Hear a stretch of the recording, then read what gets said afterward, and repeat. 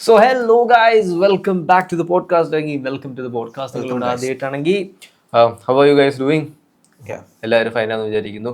So ഈ പോഡ്കാസ്റ്റിൽ ആദ്യമായിട്ടാണെങ്കിൽ ഞാൻ ഒരു ബ്രീഫ് ഇൻട്രൊഡക്ഷൻ പറയാം. ഇതൊരു നിങ്ങളുടെ ടിപ്പിക്കൽ സാധാരണ പോഡ്കാസ്റ്റ് അല്ല. വി ഡിസ്കസ് ഇച്ചിരി എപ്പിസോഡ് ഐഡിയാസ്. ചിലവർക്ക് എന്താ പറയുക കോൺസ്പിറസി ആയിട്ട് തോന്നും, ചിലവർക്ക് ഭയങ്കര വൈഡൻഡ് ആയിട്ടുള്ള കവറേജ് ആയിട്ടുള്ള ടോപ്പിക്കായിട്ട് തോന്നും. ഇവിടെ നമ്മൾ ഇച്ചിരി സെൻസിറ്റീവ് കാര്യങ്ങളൊക്കെ ഡിസ്കസ് ചെയ്യും. പക്ഷേ we hope we are wrong എന്നുള്ള ടൈറ്റിലാണ് ഞങ്ങൾ പോകുന്നത്. അതേപോലെ തന്നെ ഒരു കാര്യം പറയാനുള്ള, thank you for the incredible support. നിങ്ങൾ എല്ലാ വീഡിയോയിലും നിങ്ങളുടെ ഒപ്പീനിയൻസ് താഴെ കോമെൻറ്റ് ചെയ്യുന്നുണ്ട്. അത് വലിയ ഇമ്പോർട്ടൻ്റ് ആണ്. കീപ് കോമെൻറ്റിങ്.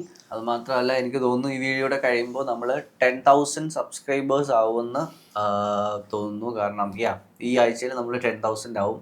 കഴിഞ്ഞ വർഷം ഇതേ സമയം കഴിഞ്ഞ വർഷം ഇല്ലായിരുന്നു. 2, 3, 5 ഫ്രണ്ട്സ് സബ്സ്ക്രൈബ് ചെയ്തിട്ട് ഞങ്ങൾ ആഴ്ചകളോട് ഓടിച്ചു, നിർത്തിയില്ല. ഇപ്പോൾ നമ്മൾ 10,000 ഇവിടെ എത്തുന്നു. ഒന്നും പറയാനില്ല. Going on and you guys are keep coming in. Thank you. പിന്നെ ഒരുപാട് പേര് ചോദിക്കുന്നു കമ്മ്യൂണിറ്റിയിൽ ലിങ്ക് എവിടെ. So guys, if you really want join ചെയ്യണമെന്ന് ആഗ്രഹം ഉണ്ടെങ്കിൽ നിങ്ങൾ തന്നെ കണ്ടുപിടിക്കും. ഞങ്ങൾ വഴി പറയാനില്ല, അത്രേ ഉള്ളൂ. സോ ഇന്നത്തെ ടോപ്പിക്കിൽ പോകുന്നതിന് മുന്നേ എല്ലാവർക്കും അറിയേണ്ടത് what's happening in the world. News കവറേജിനകത്ത് ഇച്ചിരിയൂടെ പറഞ്ഞത് ഇച്ചിരി എലാബറേറ്റ് ആയിട്ട് നമുക്ക് സംസാരിക്കണം. ആദ്യമേ തന്നെ എനിക്ക് പറയാനുള്ള, ട്രംപ് ചൈനയിലെത്തി. ഗ്ലോബൽ ന്യൂസ് ആണ്. ട്രംപ് ചൈനയിൽ എത്തിയിട്ടുണ്ട്. ചൈനയിലെത്തിയത് ട്രംപും ഷീ ജിൻപിങ്ങും തമ്മിൽ 9 വർഷത്തിന് ശേഷമാണ് മീറ്റ് ചെയ്യുന്നത്. ഒരു ഭയങ്കര വലിയ മീറ്റിംഗ് ആണ്. അപ്പം ഇതിനകത്ത് ഇവർ തായ്വാൻ്റെ കാര്യം ഡിസ്കസ് ചെയ്യുന്നുണ്ട്, ഇറാൻ വാറിനെ പറ്റി ഡിസ്കസ് ചെയ്യുന്നുണ്ട്. എന്നിട്ട് ഷീ ജിൻപിങ് ഒരു വാക്ക് ഉപയോഗിച്ചു, ടൈറ്റിക്കലിസ്നോ എന്ന് പറയുന്ന ഒരു വാക്ക്. അത് ഞാൻ കൊടുത്തേക്കാം, ഞാൻ മറന്നുപോയി. ആ വാക്കെന്ന് പറഞ്ഞാൽ ഷീ ജിൻപിങ് ഡയറക്റ്റ് ട്രംപിന്റെ മുഖത്തോട്ട് നോക്കി, ഈ ക്വൈത്തക്തലസ്നോ അങ്ങനെ എന്തോ ആണ് വാക്ക്. ആ ഒരു പ്രോബ്ലം നമ്മൾ എങ്ങനെ സോൾവ് ചെയ്യുമെന്ന്. അപ്പോൾ ട്രംപ് ഞെട്ടിപ്പോയി. എന്ന് വെച്ചാൽ ആ പ്രോബ്ലം എന്താന്ന് വെച്ചാൽ ഒരു ഹിസ്റ്റോറിയൻ റൈറ്ററിൻ്റെ പ്രോബ്ലമാണ്, ഒരു സ്കൂൾ ഓഫ് തോട്ടാണ്. എന്ന് പറഞ്ഞാൽ ഒരു എസ്റ്റാബ്ലിഷ്ഡ് സൂപ്പർ പവർ ഉള്ളപ്പോൾ അതിൻ്റെ ഏറ്റവും വലിയ പേടിയെന്ന് പറഞ്ഞു കഴിഞ്ഞാൽ പുതിയൊരു സൂപ്പർ പവർ വരുന്നതാണ്. എന്ന് പറഞ്ഞാൽ പണ്ട് ഏതൻസ് ഭയങ്കര വലിയ സൂപ്പർ പവറായിട്ട് എക്സിസ്റ്റ് ചെയ്തുകൊണ്ടിരുന്ന സമയത്ത്, ഏകദേശം 2500 വർഷങ്ങൾക്ക് മുന്നേ, സ്പാർട്ട എന്ന് പറയുന്ന ഭയങ്കര സൂപ്പർ പവർ കയറി വരുന്നു.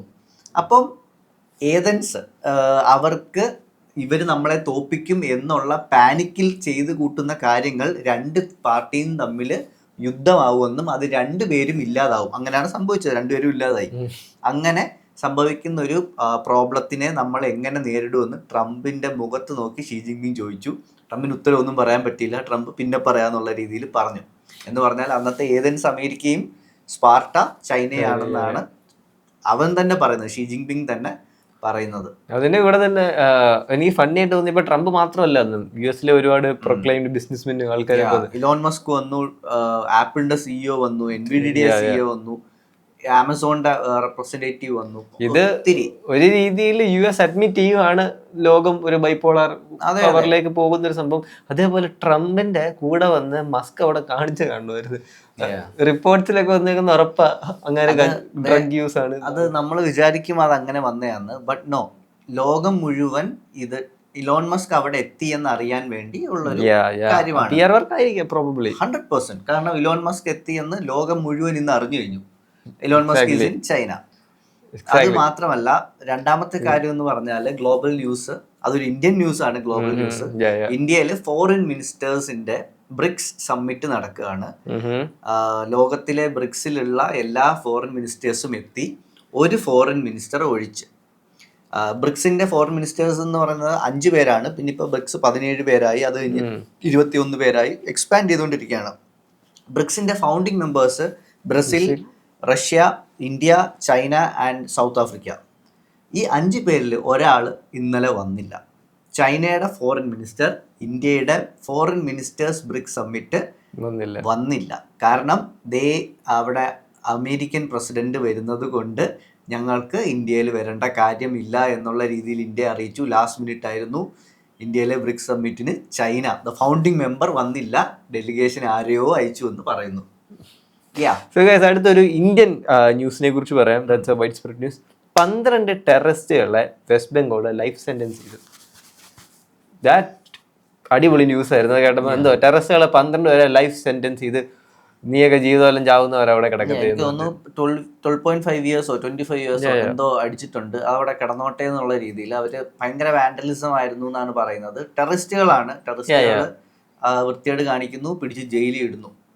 That is very good. And also നമ്മൾ 70 വർഷമായിട്ട് അല്ലെങ്കിൽ 80 വർഷമായിട്ട് വെസ്റ്റ് ബംഗാളും ബംഗ്ലാദേശും തമ്മിൽ ഫെൻസിങ് നടക്കുന്നില്ല, അത് ഫീസിബിൾ അല്ല എന്നാണ് ഇത്രയും നാൾ പറഞ്ഞത്. അവിടെ ഗവൺമെന്റ് വന്നിട്ട് ഒരാഴ്ചയായി. The fencing is almost 30% complete from 0 to 30, 1 week. അപ്പോൾ നമ്മുടെ ഗവൺമെന്റ് എന്തോരം ട്രൈ ചെയ്യുന്നു കീപ്പിംഗ് ഔട്ട് ഇല്ലീഗൽ ഇമിഗ്രൻസ് എന്ന് നമുക്ക് മനസ്സിലാക്കാം. അതുപോലെ തന്നെ കേരളത്തിലെ ഒരു വലിയ ന്യൂസാണ്, അണ്ണൻ VD അണ്ണൻ നമ്മളുടെ ചീഫ് മിനിസ്റ്ററായിട്ട് ഇനി 5 വർഷം കേരളത്തിൽ കാണും. VD സതീശൻ എന്നാണ് പുള്ളിയുടെ പേര്.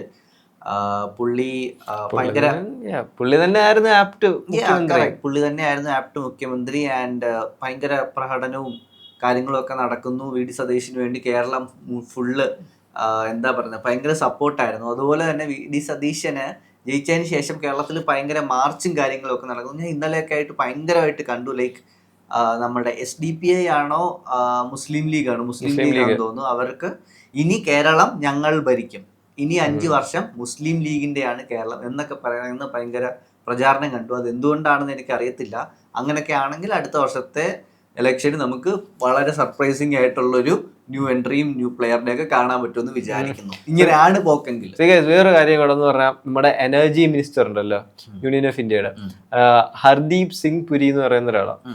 പുള്ളിയുടെ അടുത്ത് ഒരുപാട് എനർജി ക്രൈസിസ് ഒരു സംഭവമാണല്ലോ, ഗ്ലോബലി നടന്നുകൊണ്ടിരിക്കുകയാണ്. ഇന്ത്യൻ മീഡിയാസ് കവർ ചെയ്യാത്തതാണ്. അവർക്ക് എന്തുകൊണ്ടാണ് കവർ ചെയ്യാത്തതെന്ന് വെച്ചാൽ അമ്മ മണ്ടന്മാരാന്ന് ഞാൻ പറയും, അല്ലെങ്കിൽ അവർക്ക് അജണ്ട ഉണ്ട്. കാരണം എക്സാമ്പിൾ ഇന്നലെ ക്യൂബ ഹവാനയിലൊക്കെ 24 hours മേളിൽ എനർജി കട്ടൗട്ടാണ്. No electricity, no diesel, no gas, nothing. അപ്പൊ അവിടെ പറ്റുന്നെന്ന് പറയുമ്പോൾ ഫുഡ് സ്പോയിലേജ് ഉണ്ടല്ലോ, ഫ്രീസേഴ്സും കാര്യങ്ങളൊക്കെ. അവിടെ ചെറിയൊരു ഫാമിൻ വരുന്ന പോലൊരു മൂഡിലേക്കൊക്കെ എത്തും ഇങ്ങനെ എനർജി ഷോർട്ട്. ആലോചിച്ച് നോക്ക്, ഒരു 1-2 ദിവസം കറണ്ട് ഇല്ല എന്ന് പറയുമ്പോൾ നമ്മൾ വിചാരിക്കും കറണ്ട് അല്ലേന്ന്. നമ്മുടെ ഫ്രിഡ്ജിലിരിക്കുന്ന ഫുഡ് വരെ ചീത്തയായി പോകും. എന്ന് വെച്ചാൽ നമ്മൾ ഒരാഴ്ചയൊക്കെ കഴിഞ്ഞാൽ പട്ടിണിയിലായി പോകും. അപ്പോൾ നമ്മൾ പുതിയൊരു പരിപാടി തുടങ്ങിയിട്ടുണ്ട്, കോൾ റിസർവ്. നമ്മൾക്ക് ഇന്ത്യയിൽ ഏകദേശം 200 വർഷം മുന്നോട്ട് പോകാനുള്ള കോൾ റിസർവ് ഇന്ത്യക്കുണ്ട്. അതുകൊണ്ടാണ് ഇപ്പോഴും നമ്മൾ കോൾ ട്രെയിനൊക്കെ ഓടിക്കുന്നത് ഫ്രീ ആയിട്ട്, 10 രൂപയ്ക്കൊക്കെ ടിക്കറ്റ് കൊടുക്കുന്നത്. അപ്പോൾ ഈ കോള് LNG ആക്കി മാറ്റാനും LNG ഡയറക്റ്റ് പൈപ്പ് ലൈൻ വഴി വീട്ടിൽ വരാനും നമ്മുടെ എനർജി മിനിസ്റ്റർ പുതിയൊരു പ്രോജക്റ്റ് തുടങ്ങിയിട്ടുണ്ട്. ഏകദേശം $4 ബില്യൺ അത്ര വലിയൊരു ഇൻവെസ്റ്റ്മെന്റ് ആണ് നടത്തിയേക്കുന്നത്. എന്ന് വെച്ചാൽ ഇനിയും നമ്മുടെ വീട്ടിൽ ഗ്യാസ് വരുന്നത്, ഇപ്പം അമേരിക്കയിലും കാനഡയിലും ഒക്കെ അങ്ങനെയാണ് എന്ന് പറഞ്ഞാൽ സിലിണ്ടറുകളൊന്നുമില്ല. നമ്മുടെ വീട്ടിലെ ഇലക്ട്രിസിറ്റി ലൈൻ പോലെ ഇപ്പൊ ട്രിവാൻഡ്രത്ത് അല്ലെങ്കിൽ കൊല്ലത്ത് ഒരു വലിയ LNG പ്ലാന്റ് കാണും.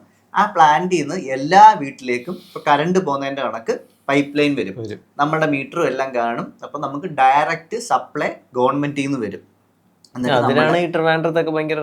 അതെ, കൺസ്ട്രക്ഷനും കാര്യങ്ങളും ഒക്കെ നടക്കുന്നത്.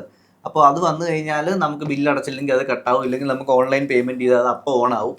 അതുപോലെ എമർജൻസി സമയങ്ങളിൽ നമുക്ക് ഗ്യാസ് ബുക്ക് ചെയ്യാനും ഓടാനും നിൽക്കാനും ഒന്നും വേണ്ട, ഗവൺമെന്റ് ഡയറക്റ്റ് നമുക്ക് സബ്സിഡി തരും. അപ്പം അങ്ങനെയുള്ള LNG ലോകത്തിലെ എല്ലാ ഡെവലപ്ഡ് കൺട്രീസും അതാണ്, ഇന്ത്യയും അങ്ങോട്ട് വരാൻ പോവുകയാണ്. അതുപോലെ തന്നെ പ്രൈം മിനിസ്റ്റർ മോഡി കഴിഞ്ഞ 2 ആഴ്ച കൊണ്ട് പറഞ്ഞൊരു കാര്യം കൂടി ഞാൻ പറഞ്ഞു നിർത്താം. എന്ന് വെച്ചാൽ പുള്ളി ഭയങ്കര കോൺട്രവേഴ്ഷ്യൽ ആയിട്ട് 2 സ്റ്റേറ്റ്മെന്റ്സ് ഇറക്കി. എന്ന് വെച്ചാൽ എന്താ പറയുക, സ്വർണം 1 വർഷത്തേക്ക് വാങ്ങിക്കരുത്, പെട്രോൾ ഉപയോഗം കുറയ്ക്കുക, അതെ ഫോറിൻ ട്രാവൽ നിർത്തുക, അതുപോലെ തന്നെ എന്താ പറയുന്നത് വർക്ക് ഫ്രം ഹോമും ഓൺലൈൻ ക്ലാസ്സസും ഒക്കെ തുടങ്ങുകയാണ്. എന്ന് വെച്ചാൽ ലോകത്ത് എല്ലായിടത്തും അമേരിക്കയിൽ 2 രൂപയുള്ള പെട്രോളിന്റെ വില ഇപ്പൊ 8 രൂപയാണ്. മനസ്സിലായോ? റഷ്യയിൽ വില കുറഞ്ഞു, ഇന്ത്യയിൽ മാത്രമാണ് വില സ്റ്റേബിൾ ആയിട്ട് നിൽക്കുന്നത്. Europe, Canada, America, even Gulf രാജ്യത്ത് പോലും പെട്രോളിന്റെ വില കൂടി, ഇന്ത്യയിൽ മാത്രമേ കൂടാത്തേ ഉള്ളൂ. ഇന്ത്യൻ മീഡിയ അത് ഒരിക്കലും കവർ ചെയ്യത്തില്ല. കാരണം അത് കവർ ചെയ്ത് കഴിഞ്ഞാൽ ഇപ്പം നമ്മളെ ഭരിക്കുന്ന ഗവൺമെന്റിന് ഭയങ്കര കിടിലമാണെന്ന് ആളുകൾക്ക് തോന്നും. അതുകൊണ്ട് അതൊരിക്കലും വരത്തില്ല. അപ്പം അത് കിടിലമാണെന്നല്ല ഞാൻ പറയുന്നത്, നിങ്ങൾ അത് ഒന്ന് അന്വേഷിച്ച് നോക്കുക. കാരണം യുദ്ധം നടക്കാതെ തന്നെ 40 രൂപയിൽ നിന്ന് നമ്മൾ 100 രൂപയിലെത്തിയ ആളുകളാണ്. ഇപ്പൊ യുദ്ധം നടക്കുമ്പോഴും അതേ റേറ്റിൽ തന്നെ നിൽക്കുന്നുണ്ട്. പിന്നെ അതുപോലെ തന്നെ നമ്മൾ ഗോൾഡ് വാങ്ങാതിരുന്നാൽ എങ്ങനെയാണ് നമ്മളുടെ എക്കോണമിക്ക് ഗുഡ് ആവുന്നത് എന്ന് ഒത്തിരി പേര് ചോദിക്കുന്നത് കേട്ടു. ജസ്റ്റ് ഒരു കാര്യം ഞാൻ പറഞ്ഞുതരാം. നമുക്ക് ഫോറിൻ ഗുഡ്സും ഗോൾഡും ഒക്കെ വാങ്ങിക്കുന്ന വെച്ചാൽ, ഫോറിൻ ഗുഡ്സ് നിങ്ങൾക്ക് അറിയാവുന്ന പോലെ ലക്ഷറി ഐറ്റംസ് അതിൻ്റെ ഒരു മെയിൻ സംഭവം എന്ന് വെച്ചാൽ ഇന്ത്യയിൽ നമുക്ക് 200 ടൺ ഗോൾഡാണ് പർച്ചേസ് ചെയ്യുന്നത് ലോക്കലി, 200 ടൺ. പക്ഷേ നമ്മുടെ പ്രൊഡക്ഷൻ എത്ര? വെറും 2 ടൺ. അതെ, 2 ടൺ ഗോൾഡ്. ബാക്കി എല്ലാ ഇത്ര ടണ്ണും വെളിരാജ്യങ്ങളിൽ നിന്ന് ഗോൾഡ് നമ്മൾ ഇമ്പോർട്ട് ചെയ്യുക. സോ ഡയറക്ട്ലി ക്രാഷിങ് നമ്മുടെ ഫോറിൻ എക്സ്ചേഞ്ച് റിസർവ്സ്. മാത്രമല്ല ഈ Switzerland, south Africa, Australia, Canada, ഈ പറയുന്ന രാജ്യങ്ങളിൽ നിന്ന്, ജർമ്മനി എന്നൊക്കെയാണ് നമ്മൾ ഗോൾഡ് ഇങ്ങോട്ട് ഭയങ്കരമായിട്ട് കൊണ്ടുവരുന്നത്. അപ്പം ഓരോ കിലോ ഗോൾഡ് നമ്മളുടെ കടയിൽ നിൽക്കുന്ന, ഇപ്പോൾ ജോയി ആലുക്കാസും ആരുകളും എല്ലാം വാങ്ങിച്ച് കടയിൽ വെക്കണമെങ്കിൽ ഇത് ജർമ്മനിയിൽ നിന്നും സ്വിറ്റ്സർലൻഡിൽ നിന്നും വാങ്ങിക്കണം. ഫോറിൻ ഗുഡ്സ് ഏത് വാങ്ങിക്കണമെങ്കിലും നമുക്ക് ഡോളറിലോട്ട് കാശ് കൺവേർട്ട് ചെയ്ത് അവർക്ക് ഡോളർ കൊടുക്കണം. അപ്പോൾ ഓരോ കിലോ ഗോൾഡ് വാങ്ങിക്കുമ്പോഴും നമുക്ക് ഏകദേശം എത്ര 10 ലക്ഷം 20 ലക്ഷം, കറക്റ്റ് റേറ്റ് എനിക്കറിയത്തില്ല, അത്രയും രൂപ ഇന്ത്യൻ റുപ്പി നമ്മൾ ഡോളർ കൊടുത്ത് വാങ്ങിക്കുക. ലോകത്ത് മുഴുവൻ ഡോളറിന് വേണ്ടി അടിയുക. അപ്പോൾ നമ്മളും പറയും എനിക്കും ഡോളർ വേണം, എനിക്കും ഡോളർ വേണം എന്ന് പറഞ്ഞാൽ ഡോളറിൻ്റെ ഡിമാൻഡ് കൂടി വരും, ഇന്ത്യൻ റുപ്പിയുടെ ഡിമാൻഡ് കുറഞ്ഞ് വരും. അപ്പോൾ നമ്മൾ ഈ ഡോളറും ഫോറിൻ ലക്ഷറി ഗുഡ്സും ഭ്രാന്താണ് ഇന്ത്യക്കാർക്ക്. അതുകൊണ്ടാണ് നമ്മളുടെ ഡോളറിന്റെയും ഇന്ത്യയുടെയും വില മാറി വരുന്നത്. ഇപ്പൊ ഏകദേശം 95-96 രൂപയായിട്ടുണ്ട്. 100 രൂപ ഉറപ്പായിട്ടും അടിക്കും. അത് അടിക്കാതിരിക്കാൻ പറ്റുമോ നോക്കാനാണ് നമ്മുടെ അണ്ണന്മാര് ശ്രമിക്കുന്നത്. പക്ഷെ നമ്മുടെ ഇന്ത്യൻ ഹൗസ് ഹോൾഡ് ഒരിക്കലും പറഞ്ഞാൽ കേൾക്കൂല, അവർ ഗോൾഡ് വാങ്ങിച്ചോണ്ടേയിരിക്കും. വേറെ സംഭവം എന്ന് വെച്ചാൽ എനിക്ക് ഫണ്ണി ആയിട്ട് തോന്നിയത്, കോൺഗ്രസ് ഈയിടെ ഒരു അലിഗേഷൻസ് നടത്തി. നമ്മുടെ എനർജി ക്രൈസിസിന്റെ കാരണം നമ്മളെ LNG റഷ്യയിൽ നിന്ന് ഇമ്പോർട്ട് ചെയ്ത് നിർത്തി US-ന്റെ പപ്പറ്റ് ആയിക്കൊണ്ടിരിക്കുകയാണെന്ന് ഏതോ രാഹുൽ ഗാന്ധി ആരോ പറഞ്ഞ അലിഗേഷൻ ഇല്ല. അത് ഭയങ്കര മാസ് മീഡിയയിൽ ഭയങ്കര ഇതൊക്കെയായി. ഇന്നലെ നമ്മുടെ 12 മെയ് നമ്മുടെ ഹർദീപ് സിംഗ് പുരി, നമ്മുടെ എനർജി മിനിസ്റ്റർ വന്ന് പുള്ളിക്കാരൻ മറ്റേ ഫണ്ണി ആയിട്ട് പറഞ്ഞു, നമ്മൾ ഇതുവരെ LNG റഷ്യയുടെ നിന്ന് മേടിച്ചിട്ടില്ല, പിന്നെ എങ്ങനെയാ നിർത്തുന്നതെന്ന് പുള്ളി ഇങ്ങനെ ചോദിച്ചു. അതെ, രാഹുൽ ഗാന്ധിയുടെ ന്യൂസ് നമ്മളിവിടെ പറയില്ല. നമുക്ക് അതിന് വേണ്ടി വേറൊരു കോമഡി ചാനൽ തുടങ്ങാം, ശ്രീസ് പോഡ്കാസ്റ്റ് അല്ല, ശ്രീസ് കോമഡി. എന്നിട്ട് ഞങ്ങൾ രാഹുൽ ഗാന്ധിയെ പറ്റി എല്ലാ ദിവസവും പൊക്കി പറയും. അത് പക്ഷെ ഭയങ്കര ഹിറ്റ് ആയിരിക്കും ചാനൽ. സോ ഗൈസ്, അത്രയൊക്കെ നമുക്ക് ന്യൂസ് സെഗ്മെന്റിൽ majority of the aspect cover ചെയ്തെന്ന് തോന്നുന്നു. ആൻഡ് നൗ ഈ ഗ്ലോബൽ ജിയോ പൊളിറ്റിക്സും എക്കോണമിയും ഗോൾഡ് ക്രൈസിസും എല്ലാം ക്യൂറേറ്റഡ് ആണോ? നമുക്ക് അതിലേക്ക് പോവാം. അപ്പോൾ നമ്മൾ ഇന്ന് കണ്ട തംബ്നെയിൽ പോലെ നിങ്ങൾ ഇവിടെ വന്നത് അനുസരിച്ച് ലോകത്തിലെ ഏറ്റവും വലിയൊരു തിയറി, അല്ലെങ്കിൽ ഒരു തിയറിയെക്കാട്ടും വലുതൊരു എന്താ പറയാ, നിങ്ങൾക്ക് അറിയാം അത് തിയറി ആണോ, കോൺസ്പിറസി ആണോ, അത് ട്രൂ ആണോ, ഫാക്റ്റ് ആണോ എന്ന്. അപ്പൊ അത് ചെക്ക് ചെയ്യാനായിട്ടാണ് നിങ്ങൾ ഇവിടെ വന്നേക്കുന്നത്. അതിന് കൃത്യമായ ഉത്തരം പറയാനാണ് ഞങ്ങൾ ഇവിടെ ഇരിക്കുന്നത്. അപ്പോൾ നമുക്ക് ഈ പോഡ്കാസ്റ്റ് തുടങ്ങുമ്പോൾ ഇതിനെ തിയറി എന്ന് വിളിച്ച് തന്നെ തുടങ്ങാം. ലോകത്തിലെ ഏറ്റവും വലിയ കോൺസ്പിറസി തിയറിയാണ് എന്ന് പറഞ്ഞാൽ ലോകത്തിലെ ആളുകൾക്ക് ഇതൊരു തിയറിയാണ്, കോൺസ്പിറസിയാണ് എന്ന് പറയുന്നത്. എന്ന് പറഞ്ഞാൽ സാധാരണപ്പെട്ട എനിക്ക്, എന്നെയും നിന്നെയും അവരെയൊക്കെ പോലുള്ള ആളുകൾ. പക്ഷെ ഇതൊരു ആളുകളുടെ ഇടയിൽ മാത്രം നിന്നൊരു തിയറിയാണെന്നും ആ തിയറി ഇപ്പോൾ പതുക്കെ ചേഞ്ച് ചെയ്ത് ഗവൺമെൻറ് എസ്റ്റാബ്ലിഷ് ചെയ്ത ഒരു ഫാക്റ്റ് അല്ലെങ്കിൽ ട്രൂത്തിലേക്ക് മാറിക്കൊണ്ടിരിക്കുന്ന ഒരു തിയറിയാണ്. എന്ന് പറഞ്ഞാൽ ഇതൊരു കോൺസ്പിറസി അല്ല. അതെ, നമുക്ക് എന്താണിത്, എന്തിനെ പറ്റിയാണ് നമ്മൾ പറയുന്നത് എന്നൊക്കെ ഞാൻ പറഞ്ഞു തരാം. അതിനു മുന്നേ ചെറിയൊരു ഹിസ്റ്ററി എന്ന് പറഞ്ഞാൽ ഒരു 20 years ബാക്ക് ഇതിനെപ്പറ്റി പറഞ്ഞാൽ നിങ്ങൾക്ക് കൂടുതലും മനസ്സിലാവും. 2007 പെൻറ്റഗൺ ഒരു സീക്രട്ട് പ്രോഗ്രാം ഡീക്ലാസിഫൈ ചെയ്തു. ആ പ്രോഗ്രാമിന്റെ പേരാണ് AATIP, ആറ്റിപ് എന്നാണ് പറയുന്നത്. ആ പ്രോഗ്രാം പബ്ലിക്കായിട്ട് റിലീസ് ചെയ്തു. അപ്പോൾ റിലീസ് ചെയ്തതിന് ശേഷം അമേരിക്കയിലും കാനഡയിലും റഷ്യയിലും എല്ലാം ഭയങ്കര ഷോക്കായി പോയി.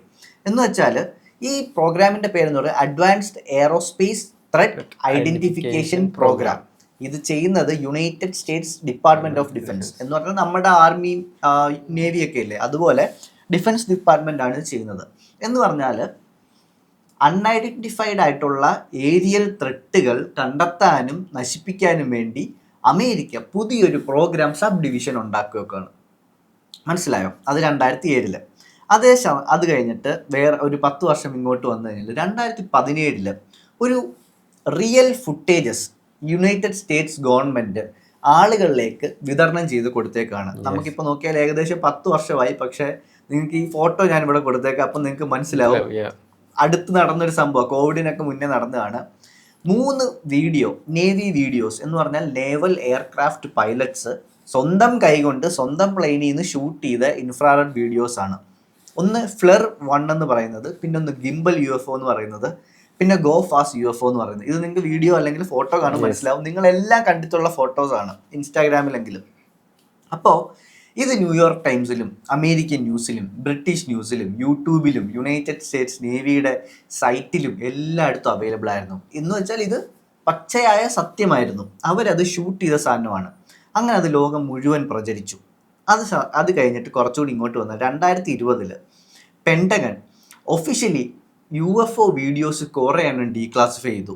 എന്ന് പറഞ്ഞാൽ പെൻറ്റഗൺ മാത്രമല്ല, department of defence, US navy, US air force ഇവരെല്ലാം കൂടെ വന്നിരുന്ന് ഇത് കുറേ UFO വീഡിയോസ് 10-40 വീഡിയോസ് ഗവൺമെൻറ്റിൻ്റെ മുന്നിൽ TV ഇട്ട് ആളുകളെയൊക്കെ കാണിച്ച് ന്യൂസ് ചാനലെല്ലാം വിളിച്ച് കാണിച്ചിട്ട് പറഞ്ഞു ഇതെന്താണെന്ന് നമുക്കറിയത്തില്ല, ഇവർ നമ്മളെ ഇത് ചെയ്യുന്നുണ്ട് അത് ചെയ്യുന്നുണ്ട്, നമുക്കൊരു ത്രെട്ടാണ് എന്ന് പറഞ്ഞാൽ UFO ആർ എ ത്രെട്ട് എന്ന ഫസ്റ്റ് ലൈൻ വന്നത് 2020 പെൻറ്റഗണിൽ നിന്നാണ്. പെൻറ്റഗൺ എന്ന് പറഞ്ഞാൽ നമുക്കിപ്പോൾ ഇവിടെ ഉള്ള റോ പോലെ പെൻറ്റഗൺ റിലീസ് ചെയ്തു. എന്ന് പറഞ്ഞപ്പോൾ റോ പറയത്തില്ലേ പാകിസ്ഥാനൊരു ത്രെട്ടാണെന്ന്, അതുപോലെ നീ ഒന്ന് ആലോചിച്ച് നോക്കൂ, റോ പറയാണ് ഏലിയൻസ് ഒരു ത്രെട്ടാണെന്ന്. ആ ഒരു ഇമ്പാക്റ്റ് ആണ് അമേരിക്കയിൽ 2020 വന്നത്. ഒരു കാര്യം നോട്ട് ദ പോയിന്റ്, ഇതെല്ലാം അമേരിക്കയിൽ ഗ്ലോബൽ സൂപ്പർ പവറിലാണ് നടക്കുന്നത്. അതെ, നിങ്ങൾക്ക് ഇതെല്ലാം സെർച്ച് ചെയ്ത് നോക്കാം. അതുപോലെ തന്നെ 2023 മെക്സിക്കോ ഗവൺമെന്റ് കുറച്ച് ഏലിയൻ ബോഡീസ് ഗവൺമെന്റിന് മുന്നിൽ പ്രസന്റ് ചെയ്തിരുന്നു. അത് നിങ്ങൾക്ക് അറിയാൻ തോന്നുന്നു, നമ്മൾ ഇന്നലെയോ മെനഞ്ഞാന്നോ നടന്ന പോലെ തോന്നുന്നു. It was 3 years ago. 3 years ആ ഒരു കുഞ്ഞ് ബോഡിയെ അവർ ഗവൺമെന്റിന്റെ മുന്നിൽ ഒരു ഗ്ലാസ് പെട്ടിക്കകത്തൊക്കെ ഇട്ട് മമ്മിഫൈഡ് നോൺ ഹ്യൂമൻ ബീങ്സ് എന്ന് പറഞ്ഞുകൊണ്ടാണ് അവർ പ്രസന്റ് ചെയ്തേക്കുന്നത്. അപ്പോൾ അവരുടെ പൊളിറ്റീഷ്യൻസ് ഉണ്ടായിരുന്നു, ഗവൺമെന്റ് ഒഫീഷ്യൽസ് ഉണ്ടായിരുന്നു, വേൾഡ് മീഡിയാസിനെ മൊത്തം വിളിച്ചു വരുത്തിയിട്ടാണ് അത് ടാമ്പർ ചെയ്യാതിരിക്കാൻ അവർ ലൈവ് ടെലികാസ്റ്റ് ചെയ്തു. ഫോട്ടോസും വീഡിയോസും യൂട്യൂബിലും എല്ലായിടത്തും ഉണ്ടായിരുന്നു. അപ്പോൾ ഏലിയൻ ബോഡീസ് വരെ നമ്മൾ മെക്സിക്കോ ഗവൺമെൻറ് പബ്ലിക്കിന് മുന്നിൽ വെച്ചു. അത് കഴിഞ്ഞിട്ട് 2023-2024 ഡേവിഡ് ഗ്രഷ് എന്ന് പറയുന്ന ഒരാൾ കോൺഗ്രസിൻ്റെ മുന്നിൽ ടെസ്റ്റിമോണി ചെയ്തു. എന്ന് പറഞ്ഞാൽ കോൺഗ്രസ് എന്ന് പറഞ്ഞാൽ നമ്മൾ ഇവിടുത്തെ കോൺഗ്രസ് പാർട്ടി, BJP പാർട്ടി അങ്ങനെയല്ല. അമേരിക്കയിലെ കോൺഗ്രസ് എന്ന് പറഞ്ഞാൽ it's A part of government. എന്ന് പറഞ്ഞാൽ ലെജിസ്ലേറ്റീവായിട്ടും അഡ്മിനിസ്ട്രേറ്റീവായിട്ടും ഒക്കെ ഉള്ള കാര്യങ്ങൾ നോക്കുന്ന ഡിപ്പാർട്ട്മെന്റിനെയാണ് കോൺഗ്രസ് എന്ന് പറയുന്നത്. അത് എലക്റ്റഡ് ഒഫീഷ്യൽസ് അല്ല. നമ്മളുടെ ഇവിടെ ഇപ്പോൾ IAS കാരെന്നൊക്കെ പറയത്തില്ലേ, അവരുടെ ഒരു പാനൽ പോലെ കോൺഗ്രസ് ഉണ്ട്. അപ്പോൾ അവരാണ് എല്ലാം നടപ്പിലാക്കുന്നത്. അപ്പോൾ അവരുടെ മുന്നിൽ ഡേവിഡ് ഗ്രഷ് ആരാന്ന് പറഞ്ഞു കഴിഞ്ഞാൽ US എയർഫോഴ്സിൻ്റെ ഇൻ്റലിജൻസ് ഓഫീസറായിരുന്നു. അയാൾ US എയർഫോഴ്സിൻ്റെ മേജറായിട്ട് 14 വർഷം ജോലി ചെയ്ത ആളാണ്. എന്നിട്ട് മാത്രമല്ല NRO എന്ന് പറയുന്ന ഓർഗനൈസേഷനിൽ പുള്ളിയെ റിക്രൂട്ട് ചെയ്തു. NRO എന്ന് പറഞ്ഞാൽ നാഷണൽ റിക്കോണസൻസ് ഓഫീസ്. എന്ന് പറഞ്ഞാൽ ആ രാജ്യത്തിലേക്ക് ഉള്ള ഇന്റലിജൻസും റിക്കോണസൻസ് എന്ന് പറഞ്ഞാൽ ഇൻഫർമേഷൻസ് ഗ്യാദർ ചെയ്യുന്ന ഓഫീസറാണ്. അത് കഴിഞ്ഞ് പുള്ളിയെ NGOയിലോട്ട് റിക്രൂട്ട് ചെയ്തു, നാഷണൽ ജിയോ സ്പേഷ്യൽ ഇന്റലിജൻസ്. എന്ന് പറഞ്ഞാൽ ലോകം മുഴുവൻ, എന്ന് പറഞ്ഞാൽ കര, സ്പേസ്, വായു, വെള്ളം, ഇവിടെ ഉള്ള എല്ലാത്തിടത്തു നിന്നും ഈ അമേരിക്കയ്ക്ക് വേണ്ടുന്ന എല്ലാ ഇന്റലിജൻസും റിക്രൂട്ട് ചെയ്യുന്ന ഓർഗനൈസേഷനാണ് NGO, national Jio spatial intelligence. അവിടെയായിരുന്നു പുള്ളിയെ റിക്രൂട്ട് ചെയ്തത്. അത് കഴിഞ്ഞ് പുള്ളിയെ റിക്രൂട്ട് ചെയ്തത് all domain anomaly resolution office. എന്ന് പറഞ്ഞാൽ ത്രെട്ട് ആയിക്കോട്ടെ, ഏലിയൻസ് ആയിക്കോട്ടെ, റഷ്യൻസ് ആയിക്കോട്ടെ, പാകിസ്ഥാനീസ് ആയിക്കോട്ടെ, ചൈനീസ് ആയിക്കോട്ടെ, ഓൾ ഡൊമൈൻ അനോമലി റെസൊല്യൂഷൻ. എന്ന് പറഞ്ഞാൽ അമേരിക്കയ്ക്ക് എന്ത് ത്രെട്ടുണ്ടോ ഇവരെയാണ് അവർ കൺസൾട്ട് ചെയ്യുന്നത്. അപ്പം അങ്ങനെ ജോലി ചെയ്ത ഇംപെക്കബിൾ ആയിട്ടുള്ളൊരു എന്താ പറയുന്നത് കരിയർ ഉള്ള ഒരാളാണ് പുള്ളി. കോൺഗ്രസിൻ്റെ മുന്നിൽ ചെന്നു, ഓത്തെടുത്തു. അവരുടെ ബൈബിള് വെച്ചാന്ന് തോന്നുന്നു ഓർത്തെടുക്കുന്നത്. ബൈബിള് വെച്ച് ഓത്തെടുത്തിട്ട് അയാൾ ടെസ്റ്റ് മോണി ചെയ്തതെന്ന് വെച്ചാൽ ഞങ്ങളുടെ കയ്യിൽ secret alien crash retrieval programs ഉണ്ട് എന്ന് പറഞ്ഞു കഴിഞ്ഞാൽ സീക്രട്ടായിട്ട് ഗവൺമെൻറ് ഏലിയൻ ക്രാഫ്റ്റ് റിട്രീവ് ചെയ്തിട്ടുണ്ട്. നോൺ ഹ്യൂമൻ ക്രാഫ്റ്റുകൾ ഒത്തിരി ഞങ്ങൾ റിക്രൂട്ട് ചെയ്തിട്ടുണ്ട്. റിക്രൂട്ട് ചെയ്തെന്ന് പറഞ്ഞാൽ റിക്കവർ ചെയ്തിട്ടുണ്ട്. അതുപോലെ തന്നെ ഇൻഫർമേഷൻ ഹിഡൻ ഫ്രം ഗവൺമെൻറ് എന്ന് പറഞ്ഞാൽ ഞങ്ങൾക്ക് ഇത് ഗവൺമെൻറ്റിനെ പോലും അറിയിക്കേണ്ട കാര്യമില്ലായിരുന്നു. കാരണം ഇവരുടെ ഷാഡോ ഗവൺമെൻറ് പോലെ പ്രവർത്തിക്കുന്നതാണ്. ഗവൺമെൻറ്റിനെ അറിയിച്ചാൽ പോലും പ്രശ്നമാവുന്ന കാര്യങ്ങൾ ഇവർ അറിയിക്കത്തില്ല. അതുപോലെ തന്നെ ഇത് ലൈവായിട്ട് പബ്ലിക്കിന് മുന്നിൽ കോൺഗ്രസിൻ്റെ അവിടെ ഹിയറിങ്ങിന് വന്നാണ് പറഞ്ഞത്. എന്ന് പറഞ്ഞാൽ ലോകം മുഴുവൻ ഷോക്കായിപ്പോയി ആ സമയം. ഇതിൻ്റെ ഇമ്പാക്റ്റ് എന്താണെന്ന് പറഞ്ഞു കഴിഞ്ഞാൽ ഇപ്പോൾ ഇന്ത്യയിൽ ഇത്ര ഇമ്പക്കബിൾ ആയിട്ടുള്ള ഒരാളെ വെച്ച് കമ്പയർ ചെയ്യുമ്പോൾ, ഞാൻ ഡയറക്റ്റ് കമ്പാരിസൺ അല്ല പറയുന്നത്, അജിത് ഡോവലിനെ നമുക്ക് എല്ലാവർക്കും അറിയാം. ഒത്തിരി ഏജൻസീസിൽ ഇന്ത്യയിലെ ടോപ്പ് ഇൻ്റലിജൻസ് ഓഫീസറാണ്.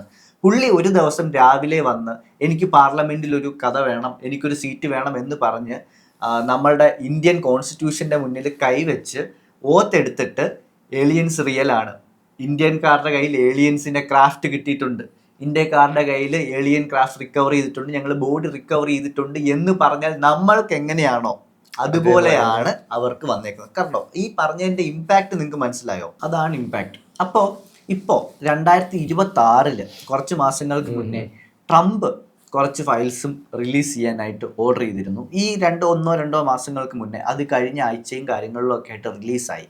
എന്ന് പറഞ്ഞാൽ അറൗണ്ട് 160 ഫയൽസ് ആണ് പുള്ളി റിലീസ് ചെയ്തത്. അതിനകത്ത് ഫയലുകളുണ്ട്, PDF-കളുണ്ട്, വീഡിയോസ് ഉണ്ട്, ഫോട്ടോസ് ഉണ്ട്, അതുപോലെ തന്നെ ഇതെല്ലാം ഗവൺമെന്റ് വെബ്സൈറ്റിൽ അവൈലബിൾ ആണ്. ആർക്ക് വേണമെങ്കിലും കയറി ഡൗൺലോഡ് ചെയ്യാം. അതിനുപരി ഈയിടെ ഒബാമ ഒരു പോഡ്കാസ്റ്റ് എന്ന് പറഞ്ഞു കേട്ടായിരുന്നു. ഒബാമ പബ്ലിക്കലി ഒരു റാൻഡം യൂട്യൂബറിന്റെ പോഡ്കാസ്റ്റ് എന്നിട്ട് എന്താ ഉണ്ട് അത്, പക്ഷെ ഞാൻ കണ്ടിട്ടില്ല.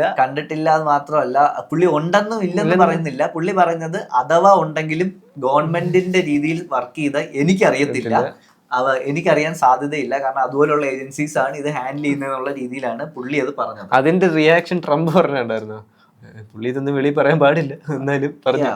അപ്പോ ഇതൊക്കെ ഇവർക്ക് ഇത് വെളിയിൽ എത്തിക്കാനുള്ള കാര്യമാണ് ഞാൻ പറഞ്ഞത്.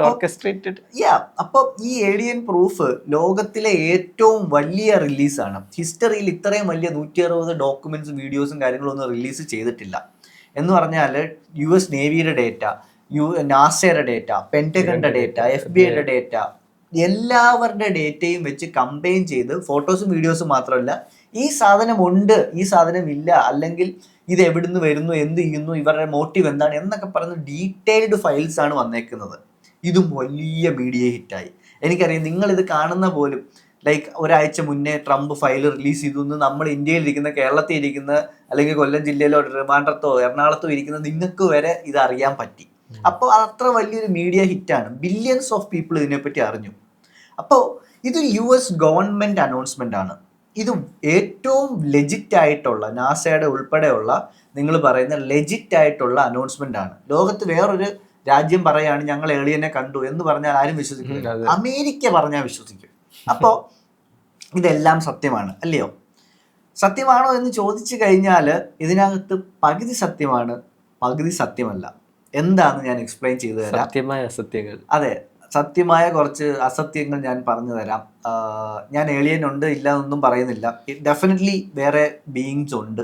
അതെ, ഇത്രയും വലിയൊരു യൂണിവേഴ്സ്. അതിനെപ്പറ്റി ഞാൻ പറയാണ്. അതിനെപ്പറ്റി പറയുന്നതിന് മുന്നേ നമുക്ക് ചാപ്റ്റർ 1 പോവാം. നിങ്ങൾക്ക് കുറച്ച് കാര്യങ്ങൾ അറിയാൻ വേണ്ടിയാണ്. Chapter 1 aliens. അപ്പോൾ നമ്മളുടെ സോളാർ സിസ്റ്റത്തിലേക്ക് ഏകദേശം 8 to 9 പ്ലാനറ്റ്സ് അല്ലെങ്കിൽ 9 to 10 പ്ലാനറ്റ്സ് ഉണ്ട്. കറക്റ്റ് എണ്ണമൊക്കെ ഓരോ 2 വർഷം കൂടുമ്പോഴും മാറി. പ്ലൂട്ടോ തിരിച്ചു വരുന്നു, പുതിയൊരു ഇത് വരുന്നു, വാഴയ്ക്ക് വരുന്നു, ഇതൊക്കെ എല്ലാ ആഴ്ചയും പറയും. അപ്പോൾ ഏകദേശം 10-നകത്തുണ്ടെന്ന് നമ്മുടെ സോളാർ സിസ്റ്റത്തിൽ ഉണ്ടെന്ന് പറയാം. അത് കഴിഞ്ഞിട്ട് നമ്മളുടെ മിൽക്കി വേ ഗാലക്സിയിൽ, നമ്മൾ നിൽക്കുന്ന ഗാലക്സിയിൽ എത്ര പ്ലാനറ്റ്സ് ഉണ്ടാവും നിങ്ങൾക്ക് എന്തെങ്കിലും ഐഡിയ ഉണ്ടോ? 1000, 10000, മില്യൺ, 50000? മിൽക്കി വേ അല്ലേ? എന്ന് വെച്ചാൽ നാസ പറയുന്ന എന്താന്ന് വെച്ചാൽ അറൗണ്ട് 300 ബില്യൺ പ്ലാനറ്റ്സ് നമ്മളുടെ മിൽക്കി വേ ഗാലക്സിയിൽ ഉണ്ടെന്നാണ് പറയുന്നത്. 300 ബില്യൺ എന്ന് പറഞ്ഞാൽ 3 ഇട്ടിട്ട് 11 പൂജ്യം ഇടണം. എന്ന് വെച്ചാൽ 30,000 കോടി പ്ലാനറ്റ്സ്. 1 കോടിയല്ല, 2 കോടിയല്ല, 3 കോടിയല്ല, 30,000 കോടി പ്ലാനറ്റുകളുണ്ട്. ഇത് നമ്മളുടെ ഗാലക്സിയിലാണ്. മിൽക്കി വേ ഗാലക്സിയിൽ 30,000 കോടി പ്ലാനറ്റ്സ്. എത്ര ഗാലക്സി ഉണ്ടെന്ന് അറിയാവോ? ബില്യൺസ്. നാസയുടെ എസ്റ്റിമേറ്റ് അനുസരിച്ച് 300 to 200 ട്രില്യൺ ഗാലക്സികൾ ഉണ്ടെന്നാണ് പറയുന്നത്. എന്ന് വെച്ചാൽ 300 ഇട്ടിട്ട് 15 സീറോ ഇടണം. എന്ന് വെച്ചാൽ 30 കോടി കോടി ഗാലക്സീസ്. മനസ്സിലായി? ഇത് നിങ്ങൾക്ക് മനസ്സിലാവുമോ എന്ന് എനിക്കറിയത്തില്ല.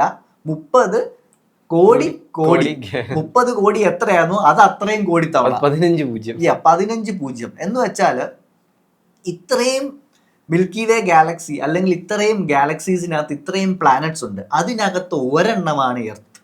ഇതിനകത്ത് നമ്മൾ ലൈഫ് കണ്ടുപിടിക്കാൻ പറ്റുമോ ഇല്ലയോ ഇതൊക്കെ ഡൗട്ടൊക്കെ നടക്കുന്നുണ്ട്. അത് പോട്ടെ, ഞാൻ നിങ്ങൾക്ക് യൂണിവേഴ്സിൻ്റെ സ്കെയിൽ ഒന്ന് പറഞ്ഞു തന്നതാണ്. അപ്പോൾ നമുക്ക് ഏലിയൻസിനെ ഒന്ന് കണ്ടുപിടിക്കാം. എന്ന് വെച്ചാൽ നമ്മളുടെ ഏറ്റവും ക്ലോസസ്റ്റ് സ്റ്റാർ ആയിട്ടുള്ളത്, എന്ന് വെച്ചാൽ ഏറ്റവും അടുത്ത സൂര്യൻ, ഓരോ സോളാർ സിസ്റ്റം ഉണ്ട്, ഇത്ര ആയിരക്കണക്കിന് അല്ലെങ്കിൽ കോടിക്കണക്കിന് സോളാർ സിസ്റ്റം ചേരുന്നതാണ് ഒരു മിൽക്കി വേ ഗാലക്സി അല്ലെങ്കിൽ ഒരു ഗാലക്സി. അപ്പോൾ നമ്മളുടെ ഏറ്റവും അടുത്തുള്ള സോളാർ സിസ്റ്റം എന്ന് പറയുന്നത് ആൽഫ സെഞ്ചുറി എന്ന് പറയുന്ന സോളാർ സിസ്റ്റമാണ്. അത് ഏകദേശം 4.3 ലൈറ്റ് ഇയേഴ്സ് എവയാണ്. ലൈറ്റ് ഇയേഴ്സ് എന്ന് പറഞ്ഞാൽ ലൈറ്റിന്റെ സ്പീഡിൽ 4 വർഷം എടുക്കും അവിടെ എത്താൻ. അപ്പോൾ അവിടെ ഒരു പ്ലാനറ്റ് ഉണ്ട്, പ്രോക്സിമ സെഞ്ചുറി ബി എന്ന് പറയുന്നത്.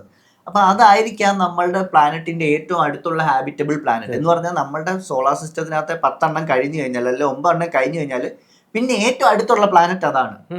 എന്ന് വെച്ചാൽ ഏലിയൻസ് ഉണ്ടോ ഇല്ലയോ എന്ന് നമ്മൾ ചിന്തിക്കുമ്പോൾ ഏറ്റവും അടുത്ത സോളാർ സിസ്റ്റത്തിലെ പ്ലാനറ്റിനകത്ത് ഏലിയൻസ് ഉണ്ടെന്ന് പറഞ്ഞാൽ പോലും അവർക്ക് നമ്മളെ വിസിറ്റ് ചെയ്യണമെങ്കിലോ നമുക്ക് അവർക്കെ വിസിറ്റ് ചെയ്യണമെങ്കിലോ നമ്മളുടെ ഫാസ്റ്റസ്റ്റ് ഷിപ്പ് എന്ന് പറഞ്ഞാൽ പാർക്കർ സോളാർ പ്രോബ് എന്ന് പറയുന്ന ഷിപ്പാണ്. അതിന്റെ സ്പീഡ് എത്രയാണെന്ന് അറിയാവോ? എൻ്റെ ബൈക്ക് 80-90 കയറും. നമ്മളുടെ കാർ ചിലപ്പോൾ 120-130 പോകും ഒരു കിലോമീറ്ററിൽ, ഒരു 1 അവറിൽ. പാർക്കർ സോളാർ പ്രോബിന്റെ സ്പീഡ് എന്ന് പറഞ്ഞാൽ 1 മണിക്കൂറിൽ 7 ലക്ഷം കിലോമീറ്റർ പോകും. 7,000 കിലോമീറ്റർ പെർ അവർ. 7,000 അല്ല, 7 lakh കിലോമീറ്റർ പെർ അവർ. അതാണ് നമുക്കിപ്പോൾ ഉള്ള fastest way of space travel. അപ്പോൾ നമുക്ക് ഏകദേശം ജസ്റ്റ് കണക്ക് കൂട്ടി നോക്കാം. നമ്മളുടെ ഏറ്റവും അടുത്ത സോളാർ സിസ്റ്റത്തിലേക്ക്, ഏറ്റവും അടുത്ത നെയ്ബറിലേക്ക് നമുക്ക് പോയി എത്താൻ ഇപ്പോഴത്തെ വെച്ച് ഈ ടെക്നോളജി വെച്ച് പോവുകയാണെങ്കിൽ നമുക്ക് 7000 വർഷം ഇതിനകത്ത് ഇരിക്കേണ്ടി വരും.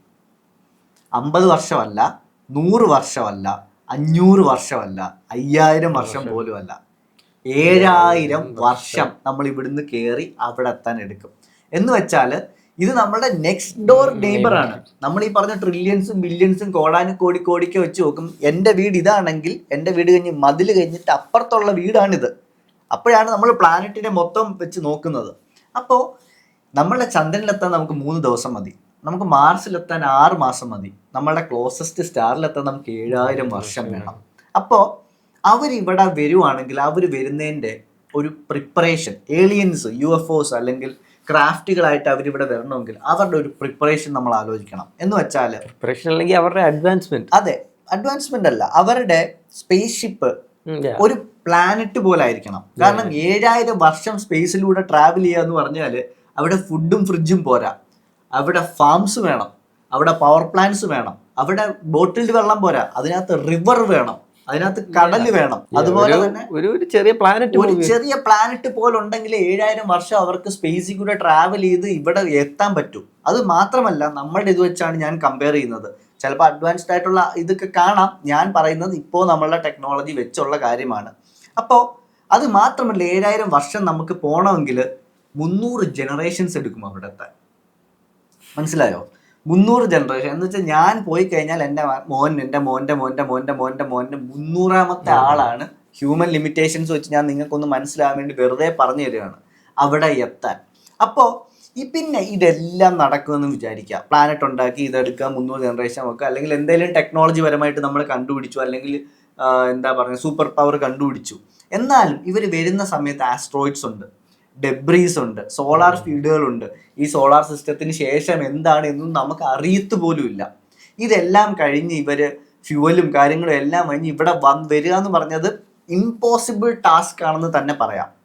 പക്ഷേ ഇവിടെ എങ്ങനെങ്കിലും എത്തിക്കഴിഞ്ഞു കഴിഞ്ഞാൽ നിങ്ങൾക്ക് എന്ത് സംഭവിക്കും എന്നുള്ള കാര്യങ്ങൾ ഞാൻ നിങ്ങൾക്ക് പറഞ്ഞുതരാം. ഇവരിവിടെ എത്തി എന്ന് വിചാരിക്കുക. ഏറ്റവും അടുത്ത വീട്ടിലെ ആളാണ്, ഇത്രയേ കഷ്ടപ്പാടാണ് അവർക്ക് ഇവിടെ എത്താൻ. അപ്പോൾ ഇനി നിങ്ങൾക്ക് വ്യൂവേഴ്സിന് നിങ്ങളുടെ ആഗ്രഹങ്ങളൊക്കെ ഒന്ന് മാറ്റിവെക്കുക. നിങ്ങൾക്ക് ഏലിയൻസിനെ പറ്റിയുള്ള ഡിസയർ, ഇങ്ങനെ ഏലിയൻസ് ഉണ്ട്, അതുണ്ട്, ഇതുണ്ട്, നിങ്ങളുടെ സിനിമ കാര്യങ്ങളൊക്കെ ഒന്ന് മാറ്റിവെക്കുക. നിങ്ങളുടെ ക്യൂരിയോസിറ്റി ഒന്ന് മാറ്റിവെക്കുക. ഞാൻ നിങ്ങൾക്ക് ഒരു 1-2 തോട്ട്സ് തരാം, നിനക്ക് ഉൾപ്പെടെ. ജസ്റ്റ് ഒന്ന് കേട്ട് നോക്കുക, വളരെ ലോജിക്കലായിട്ട് തിങ്ക് ചെയ്യുക. നിങ്ങളൊന്ന് കണ്ണടച്ച് ഒരു 2 സെക്കൻഡ് ഇരിക്കുക. ഞാൻ പ്രൊപ്പഗാൻഡയ്ക്കൊന്നും വീടില്ല, TV-യിൽ വിശ്വസിക്കൂല, ന്യൂസിൽ വിശ്വസിക്കൂല, ശ്രീസ് പോഡ്കാസ്റ്റിലും വിശ്വസിക്കേണ്ട. ഞാൻ 2-3 തോട്ട്സ് തരാം, ഒരു ചെറിയ മൈൻഡ് എക്സസൈസ് ആയിട്ട് എടുത്താൽ മതി. 7000 വർഷം ഏറ്റവും അടുത്തെയാണ്, കുറച്ച് ദൂരെയാണെങ്കിൽ ഒരു 10000 വർഷം ഒന്ന് കൂട്ടാം. എർത്തിലോട്ട് ട്രാവൽ ചെയ്തു. ഹ്യൂമാനിറ്റിക്ക് അത് പോസിബിൾ ആണോ ഇല്ലയോ എന്ന് പോട്ടെ, അത് അച്ചീവ് ചെയ്തൊന്ന് വെക്കുക. ഇവർ ഈ 7000 വർഷം ട്രാവൽ ചെയ്ത് കഷ്ടപ്പെട്ട് 300 ജനറേഷൻ എടുത്ത് പ്രോജക്റ്റ് വന്ന് ഇവിടെ വന്നിട്ട് ഇവർ എന്തൊക്കെയാണ് ഈ കാണിക്കുന്നത്? റാൻഡമായിട്ട് വന്ന് ഡിമ്മും ബ്രൈറ്റും ഇട്ട് കാണിക്കുക, ആകാശത്തൂടെ അങ്ങനെ ഇങ്ങനെ പറന്നു പോവുക, എന്നിട്ട് ചെടിയുടെ അവിടെ വന്ന് ക്രോപ്പ് സർക്കിൾസ് വരയ്ക്കുക, എന്നിട്ട് പശുവിനെ പേടിപ്പിക്കുക, ജെറ്റ്സിനെ ചേസ് ചെയ്യുക, എന്നിട്ട് വെറുതെ അങ്ങോട്ടും ഇങ്ങോട്ടും പറഞ്ഞിട്ട് കാണാതാവുക, എന്നിട്ട് ഒരു കാരണവും ഇല്ലാതെ പോയി ഡെസേർട്ടിൽ ക്രാഷ് ചെയ്ത് വീഴുക. മനസ്സിലായോ? അവർ 7000 വർഷം സ്പേസിലൂടെ സർവൈവ് ചെയ്ത് ഇവിടെ വന്നിട്ട് ഡെസേർട്ടിൽ ക്രാഷ് ആവുക, പശുവിനെ പേടിപ്പിക്കുക, ലൈറ്റ് അടിച്ചിട്ട് ഓടിപ്പോവുക എന്ന് പറഞ്ഞാൽ നിങ്ങൾ ഇതൊന്ന് ആലോചിക്കുക. ഒരു സിവിലൈസേഷൻ ഇവിടെ എത്തണമെങ്കിൽ ഞാൻ പറഞ്ഞ രീതിയിലല്ല എങ്കിൽ പോലും വളരെ ഹൈലി അഡ്വാൻസ്ഡ് സ്പേസ് ട്രാവലും ഒക്കെ കണ്ടുപിടിച്ചാൽ പോലും, എത്ര നമ്മളെക്കാട്ടി മില്യൺസ് ഓഫ് ഇയേഴ്സ് വലിയ ടെക്നോളജി ആയാൽ പോലും അവരെന്താ നമ്മളെ പൊട്ടനാക്കുക? അവരെന്ത് പ്രാങ്ക് ഇടുവാണോ? എന്ന് വെച്ചാൽ അവർക്ക് ഇവിടെ വന്നിട്ട് ഇതാണോ കാര്യം? ഇതാണ് ഒരു തോട്ട്. ഇനി അടുത്തൊരു തോട്ടും കൂടെ തരാം. 7000 വർഷം ഈ ഷിപ്പ് ഇവിടെ എത്തണമെങ്കിൽ അവിടെ സെൽഫ് സസ്റ്റെയിനിങ് ആയിട്ടൊരു സിസ്റ്റം വേണം, അല്ലയോ? അവിടെ എന്താ പറയുന്നത്, ഞാൻ നേരത്തെ പറഞ്ഞ പോലെ ഒരു പ്ലാനറ്റോ അല്ലെങ്കിൽ മിനിമം ഒരു രാജ്യത്തിൻ്റെ അത്രയെങ്കിലും ഉള്ള സാധനങ്ങൾ അവിടെ വേണം. അല്ല എങ്കിൽ സസ്റ്റെയിൻ ചെയ്ത് ഇവിടെ എത്താൻ പറ്റത്തില്ല. പക്ഷെ നമ്മളുടെ UFO സയൻറ്റിസ്റ്റും നാസയും പറയുന്നത് തിരിച്ചാണ്. ഈ സാധനം എത്രയുണ്ടെന്നറിയാവോ? നമ്മുടെ ഒരു ക്യാമറയുടെ അത്രയും, നമ്മളുടെ ഒരു കട്ടിലിൻ്റെ അത്രയും, നമ്മളുടെ ഒരു ഫാനിൻ്റെ അത്രയും, കാറിൻ്റെ അത്രയൊന്നും ഇത് ഇതുവരെ കണ്ടുപിടിച്ചിട്ടില്ല. മനസ്സിലായോ? സൈസ് എന്ന് പറയുന്നത് ഒരു മനുഷ്യന്റെ അത്രയും പോലും ഇല്ലാത്ത ക്രാഫ്റ്റുകളാണ് നമ്മളെ പ്ലാനറ്റ് കെപ്ലർ 1b92 എന്നൊക്കെ വരുന്നതൊക്കെ ഇവർ പറയുന്നത്. മനസ്സിലായോ? സൈസ് എന്ന് പറയുന്നത് ഈ തിയറി ആയിട്ട് ഒരു ബന്ധവുമില്ലാത്ത കാര്യമാണ്. അതുപോലെ തന്നെ എനർജി റിക്വയർമെന്റ്സ് എന്ന് പറഞ്ഞാൽ ഇത്രയും വലിയ ട്രാവലിന് വേണ്ടിയുള്ള എനർജി സ്റ്റോർ ചെയ്യുന്നത് ഒരു കാറിൻ്റെ അത്രയുള്ള സാധനത്തിനകത്ത് പറ്റത്തില്ല. എന്ന് വെച്ചാൽ അതൊന്നും മാച്ച് ആവുന്നില്ല. അപ്പോൾ ഇവര് 7000 വർഷം റൈഡ് നടത്തിയിട്ട് അവർ മരണത്തിനെയും അവർ സ്പേസിനെയും എല്ലാം ഡിഫീറ്റ് ചെയ്ത് ഭൂമിയിൽ വന്നിട്ട് ഫ്ലാഷ് അടിച്ചിട്ട് പശുവിനെ പേടിപ്പിച്ചിട്ട് തിരിച്ചവർ 7000 വർഷം പോകും. അവരുടെ മിഷൻ കഴിഞ്ഞു. ഇതാണോ ഒരു ഏളിയൻ രീതിയിൽ, ഒരു ഏളിയൻ ഔട്ടർ സ്പേസ് ഇൻ്റലിജൻസ് ഭൂമിയിൽ വന്നാൽ ചെയ്യുന്ന കാര്യം?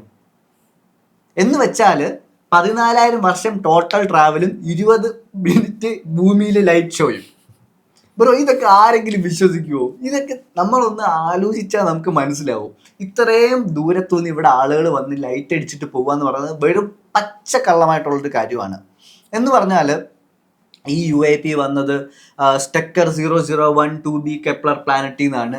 ആ പ്ലാനറ്റിൽ മീഥേനുണ്ട്, വാഴയ്ക്കുണ്ട് എന്നൊക്കെ പറഞ്ഞ് ഇത് മൊത്തം ബുൾഷിറ്റാണ്. അവരിവിടുന്ന് ഇവിടെ എത്തണമെങ്കിൽ എത്ര വർഷം എടുക്കുമെന്നും അവരുടെ ഷിപ്പ് എത്ര വലുതായിരിക്കണമെന്നും എന്തോരം എനർജി വേണമെന്നും അവരുടെ മിഷൻ എന്തായിരിക്കണമെന്നൊക്കെ നമുക്ക് ലോജിക്കലി ചിന്തിച്ചാൽ മനസ്സിലാവും. ഈവൻ ദോ അവരൊരു ഹയർ സിവിലൈസേഷൻ ആണ്, അവർക്ക് ടൈം ട്രാവലും കാര്യങ്ങളൊക്കെ ഉണ്ടെങ്കിൽ അവരിവിടെ ഒന്ന് ക്യാമഫ്ലേജ് ചെയ്യാൻ പറ്റത്തില്ലെന്നാണ് നമ്മൾ പറയുന്നത്. അവരിവിടെ വന്നിട്ട് ഫ്യൂല് ഡെസേർട്ടിൽ വീഴുമെന്നാണോ നിങ്ങൾ പറയുന്നത്? ഫ്യൂല് ഡെസേർട്ടിൽ വീഴും. എന്നിട്ട് നമ്മുടെ നേവി ജെറ്റുകൾ ചേസ് ചെയ്യുമ്പോൾ ഇവര് പേടിച്ചു പോകുമെന്നാണോ പറയുന്നത്? നോ. അവർക്ക് നിങ്ങൾ പറയുന്ന പോലെ extra human 5th dimension technology ഉണ്ടെങ്കിൽ അവരുടെ ജെറ്റ് എങ്ങനെയാണ് ഇവിടെ ഒന്ന് പെട്രോൾ തീർന്നു വീഴുന്നത്? മനസ്സിലായോ? അപ്പം ഇതെല്ലാം ഫേക്കാണ്. കോൺഫീൽഡിൽ വന്ന് ഇരിക്കുമ്പോൾ ചൂടടിച്ച് കോൺഫീൽഡിന്റെ ഷേപ്പ് മാറുക, പശുവിനെ പേടിപ്പിക്കുക, ഇതൊക്കെയാണ് അമേരിക്ക നടക്കുന്നത്. അപ്പോൾ ഈ സാധനം, ഈ ന്യൂസും കാര്യങ്ങളും UFO ഫയൽസും എല്ലാം ഫേക്ക് ആണെന്ന് ഞാൻ പറയുന്നു. പക്ഷേ ഏലിയൻസ് അല്ലെങ്കിൽ non human intelligence is not fake. യഥാർത്ഥത്തിൽ ഈ സാധനങ്ങളെല്ലാം എക്സിസ്റ്റ് ചെയ്യുന്നുണ്ട്. പക്ഷെ നമുക്ക് തരുന്ന കഥകൾ ഈ ഔട്ടർ സ്പേസിൽ നിന്ന് വരുന്നതാണ്, സെഞ്ചുറിയിൽ നിന്ന് വരുന്നതാണ്, കെപ്ലർ 22b എന്ന് വരുന്നതാണ് എന്ന് പറയുന്ന എല്ലാം ബുൾഷിറ്റാണ്. അതിനൊരു സിമ്പിൾ അനാലജി പറയാം. ഒരു കൊച്ചിനെ പ്രേതം രാത്രിയിലെ വരുന്നെന്ന് പറഞ്ഞു പഠിപ്പിച്ചാൽ മാത്രമേ അവന് പ്രേതത്തിനെ ഇരുട്ടിനെ പേടിയുള്ളൂ. അതെ, കറക്റ്റ്. പ്രേതത്തിന് രാവിലെ വന്നൂടെ? നമ്മൾ രാവിലെ പ്രേതത്തിനെ പറ്റി ചിന്തിക്കുന്ന പോലുമില്ല. അതുപോലെ തന്നെയാണ് ഈ ഏലിയൻസ് അല്ലെങ്കിൽ നോൺ ഹ്യൂമൻ ഇന്റലിജൻസിന്റെ കാര്യം. നോൺ ഹ്യൂമൻ ഇന്റലിജൻസ് എന്ന് കേൾക്കുമ്പോൾ തന്നെ നമ്മൾ സ്പേസിലോട്ടാണ് നോക്കുന്നത്.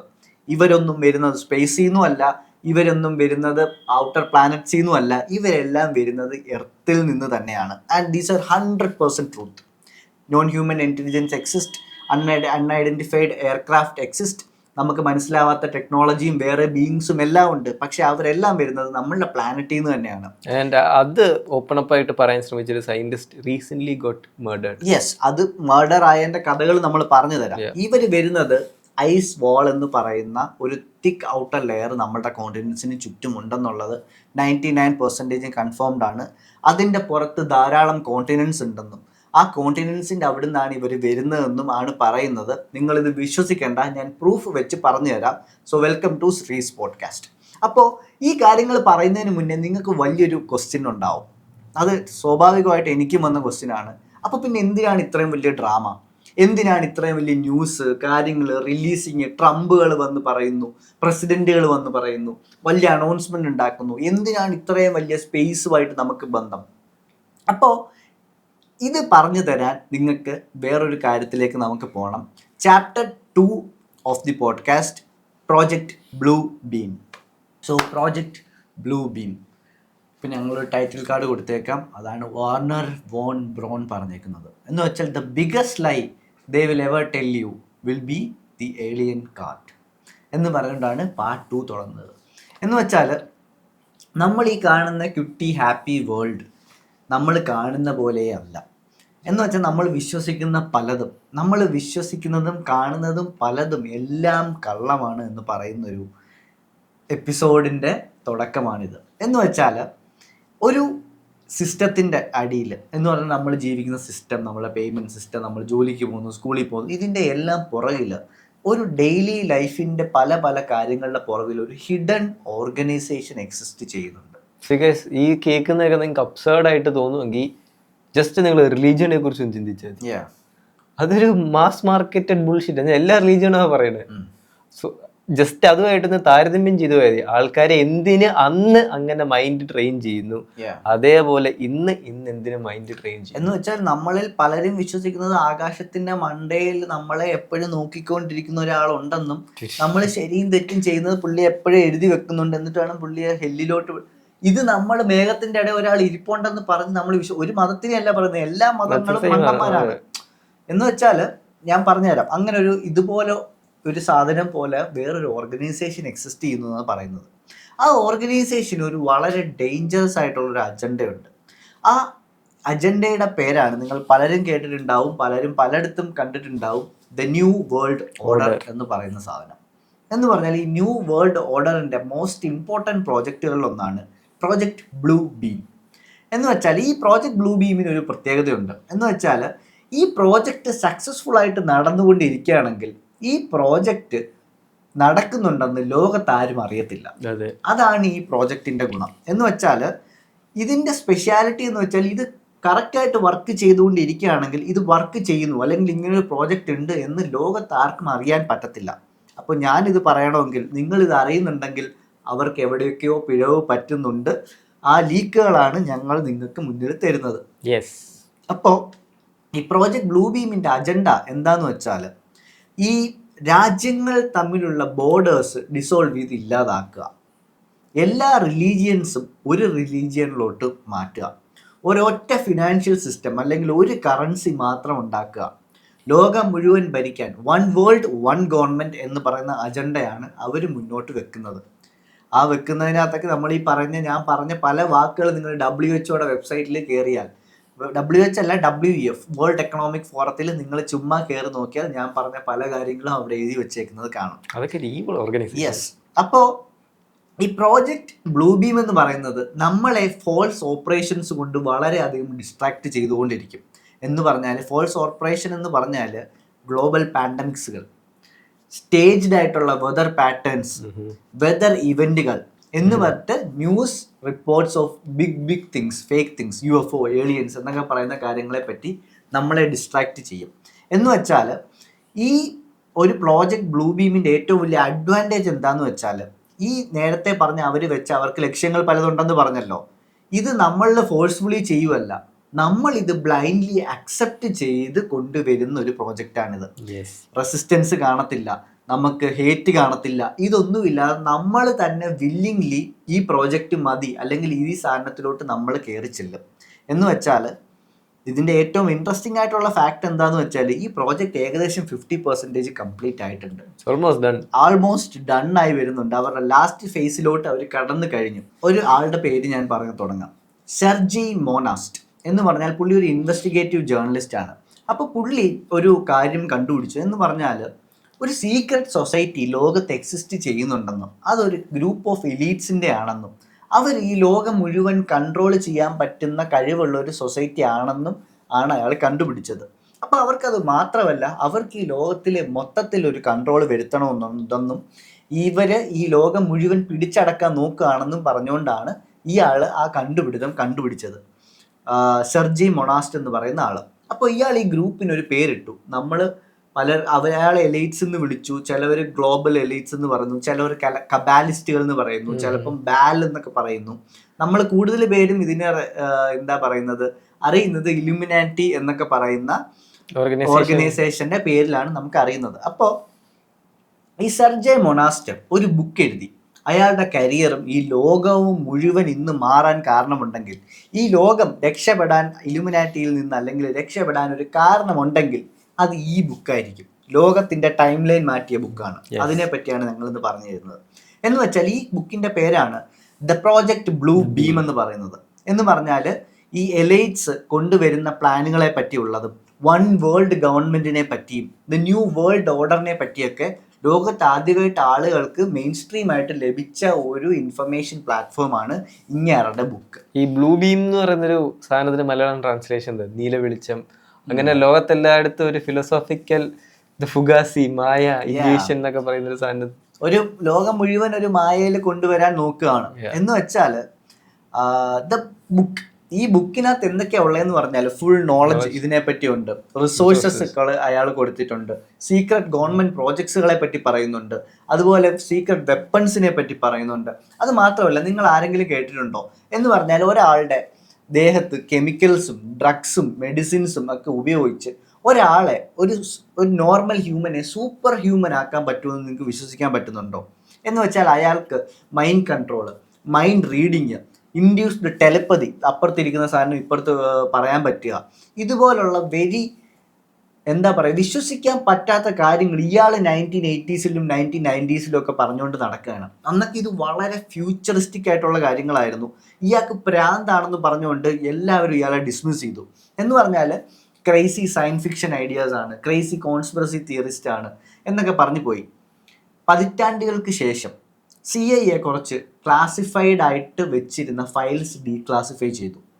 എന്ന് വെച്ചാൽ ആ ഡീക്ലാസിഫൈ ചെയ്ത ഫയൽസുകളിൽ ഒന്നിൻ്റെ പേരാണ് നിങ്ങളിപ്പോൾ പലരും കേട്ടിട്ടുണ്ടായിരിക്കും, MK Ultra. MK Ultra എന്ന് പറയുന്ന ഫയൽസ് ഒറിജിനൽ ഫയൽസ് ആണ്, ഗവൺമെൻറ് ഫയൽസ് ആണ്. അത് ഡീക്ലാസിഫൈ ചെയ്ത 2 ക്ലിപ്പിംഗ്സ് ഞാൻ ഇവിടെ കൊടുത്തേക്കാം.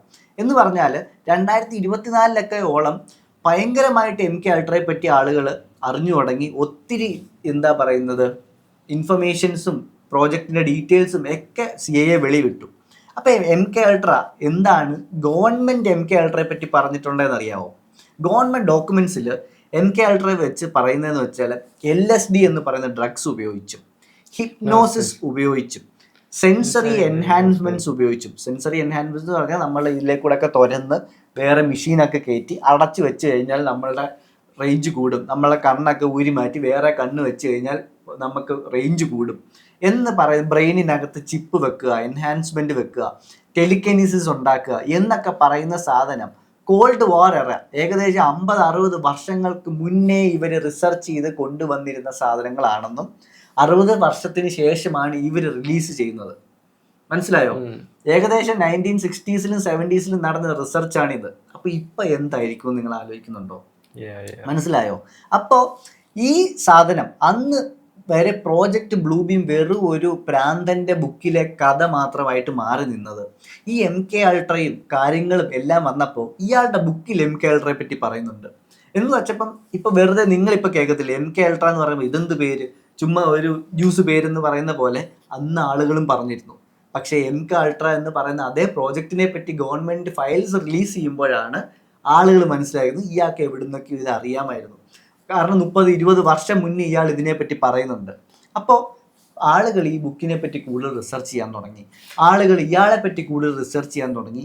ഈ തുടങ്ങിയതിന് ശേഷം ഇത് നിൽക്കുന്നത് വളരെ ഷോക്കിംഗ് ആയിട്ടാണ്. അതിലോട്ടാണ് നമ്മൾ പോകുന്നത്. അതിന് മുന്നേ ഒരു കാര്യം പറയട്ടെ, ഈ മസ്ക് ബ്രെയിനിൽ ചിപ്പ് വെക്കത്തില്ലേ, ന്യൂറാലിങ്ക്. ന്യൂറാലിങ്കിന് ഏറ്റവും വലിയ ഗുണം എന്താണെന്ന് ആരും ഇതിൽ ഡിസ്കസ് ചെയ്യില്ല. 2 ന്യൂറാലിങ്ക് അടുത്തടുത്തുണ്ടെങ്കിൽ അതിന് മറ്റേ ടെലിപ്പതി വരെ കമ്മ്യൂണിക്കേറ്റ് ചെയ്യാം. ടെലിപ്പതി വഴി കമ്മ്യൂണിക്കേറ്റ് ചെയ്യാം. ന്യൂറാലിങ്ക് വഴി അയാൾ പറയുന്നത് ന്യൂറാലിങ്ക് എന്ന് പറയുന്നത് ഡിസബിലിറ്റീസിനെയൊക്കെ ഡിസേബിൾ ആയിട്ടുള്ള ആളുകളെ ഹെൽപ്പ് ചെയ്യാൻ വേണ്ടിയാണെന്നാണ്. എനിക്ക് തോന്നുന്നില്ല 100,000 കോടി കൊടുത്ത് ഡിസേബിൾഡ് ആളുകളെ ഹെൽപ്പ് ചെയ്യാൻ മസ്ക് പുതിയൊരു സാധനം കണ്ടുപിടിക്കുന്നു. No, it is completely true, അല്ല ഫോൾസ്. എന്ന് പറഞ്ഞാൽ ഇപ്പം നമ്മളെ സ്മാർട്ട് ഫോൺസ് സ്പൈ ചെയ്യുന്ന പോലെ, ഞാൻ ഏത് സൈറ്റിൽ കയറുന്നു, ഞാൻ ഏതൊക്കെ ആപ്സ് ഉപയോഗിക്കുന്നു, എൻ്റെ ബാങ്കിൽ എത്ര രൂപയുണ്ട്, ഞാൻ എവിടെ നിൽക്കുന്നു, എൻ്റെ ലൊക്കേഷൻ എവിടെ, ഞാൻ ഇന്നലെ കഴിച്ച കടയുടെ പേരെന്ത്, ഇതെല്ലാം UPIയിലും ബാങ്കിലും GPS എടുത്തു കഴിഞ്ഞാൽ എൻ്റെ ഫോണിൻ്റെ പ്രൊവൈഡറിന് 1 മിനിറ്റ് കൊണ്ട് കിട്ടും. ന്യൂറാലിങ്ക് എന്ന് പറയുന്ന ഒരു ചിപ്പ് നമ്മുടെ ബോഡി വെച്ചാൽ ഞാൻ എന്ത് ചിന്തിക്കുന്നു എന്ന് മുതൽ ഞാൻ എന്ത് ആഗ്രഹിക്കുന്നു എന്ന് വരെ ഉള്ളത് എനിക്ക് ഡേറ്റ് വെച്ച് ഡൗൺലോഡ് ചെയ്തെടുക്കാൻ പറ്റും. മനസ്സിലായോ? It is the end of privacy.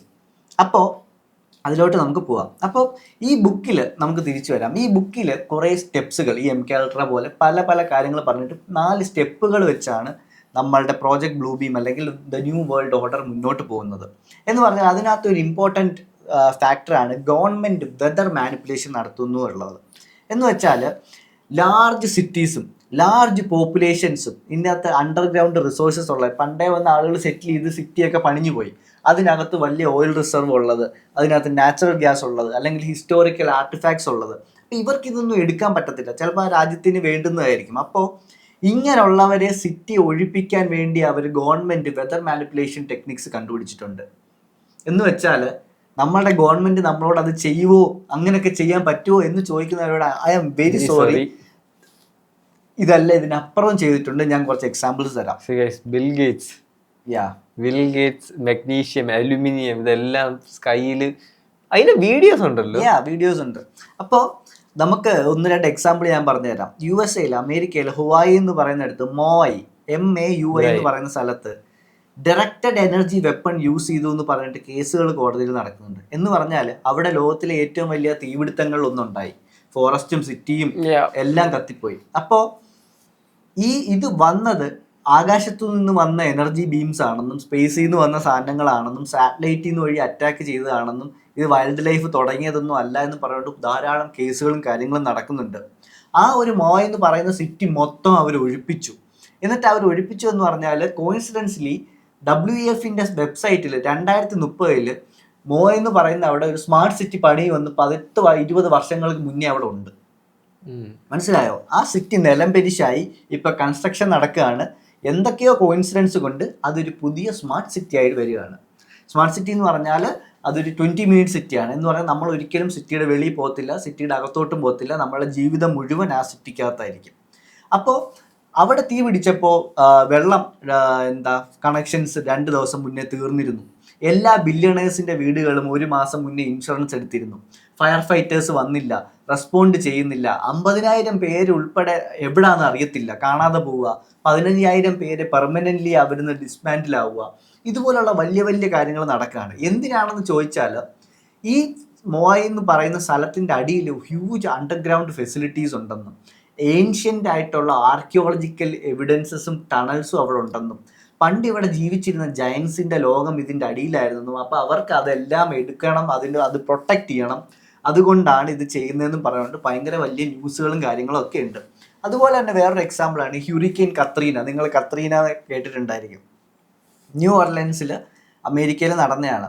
അവിടെ എന്ന് പറഞ്ഞാൽ ലോകത്തിലെ ഏറ്റവും വലിയ ഡീപോപ്പുലേഷൻ അജണ്ട നടന്ന അവിടെ എന്നാണ് പറയുന്നത്.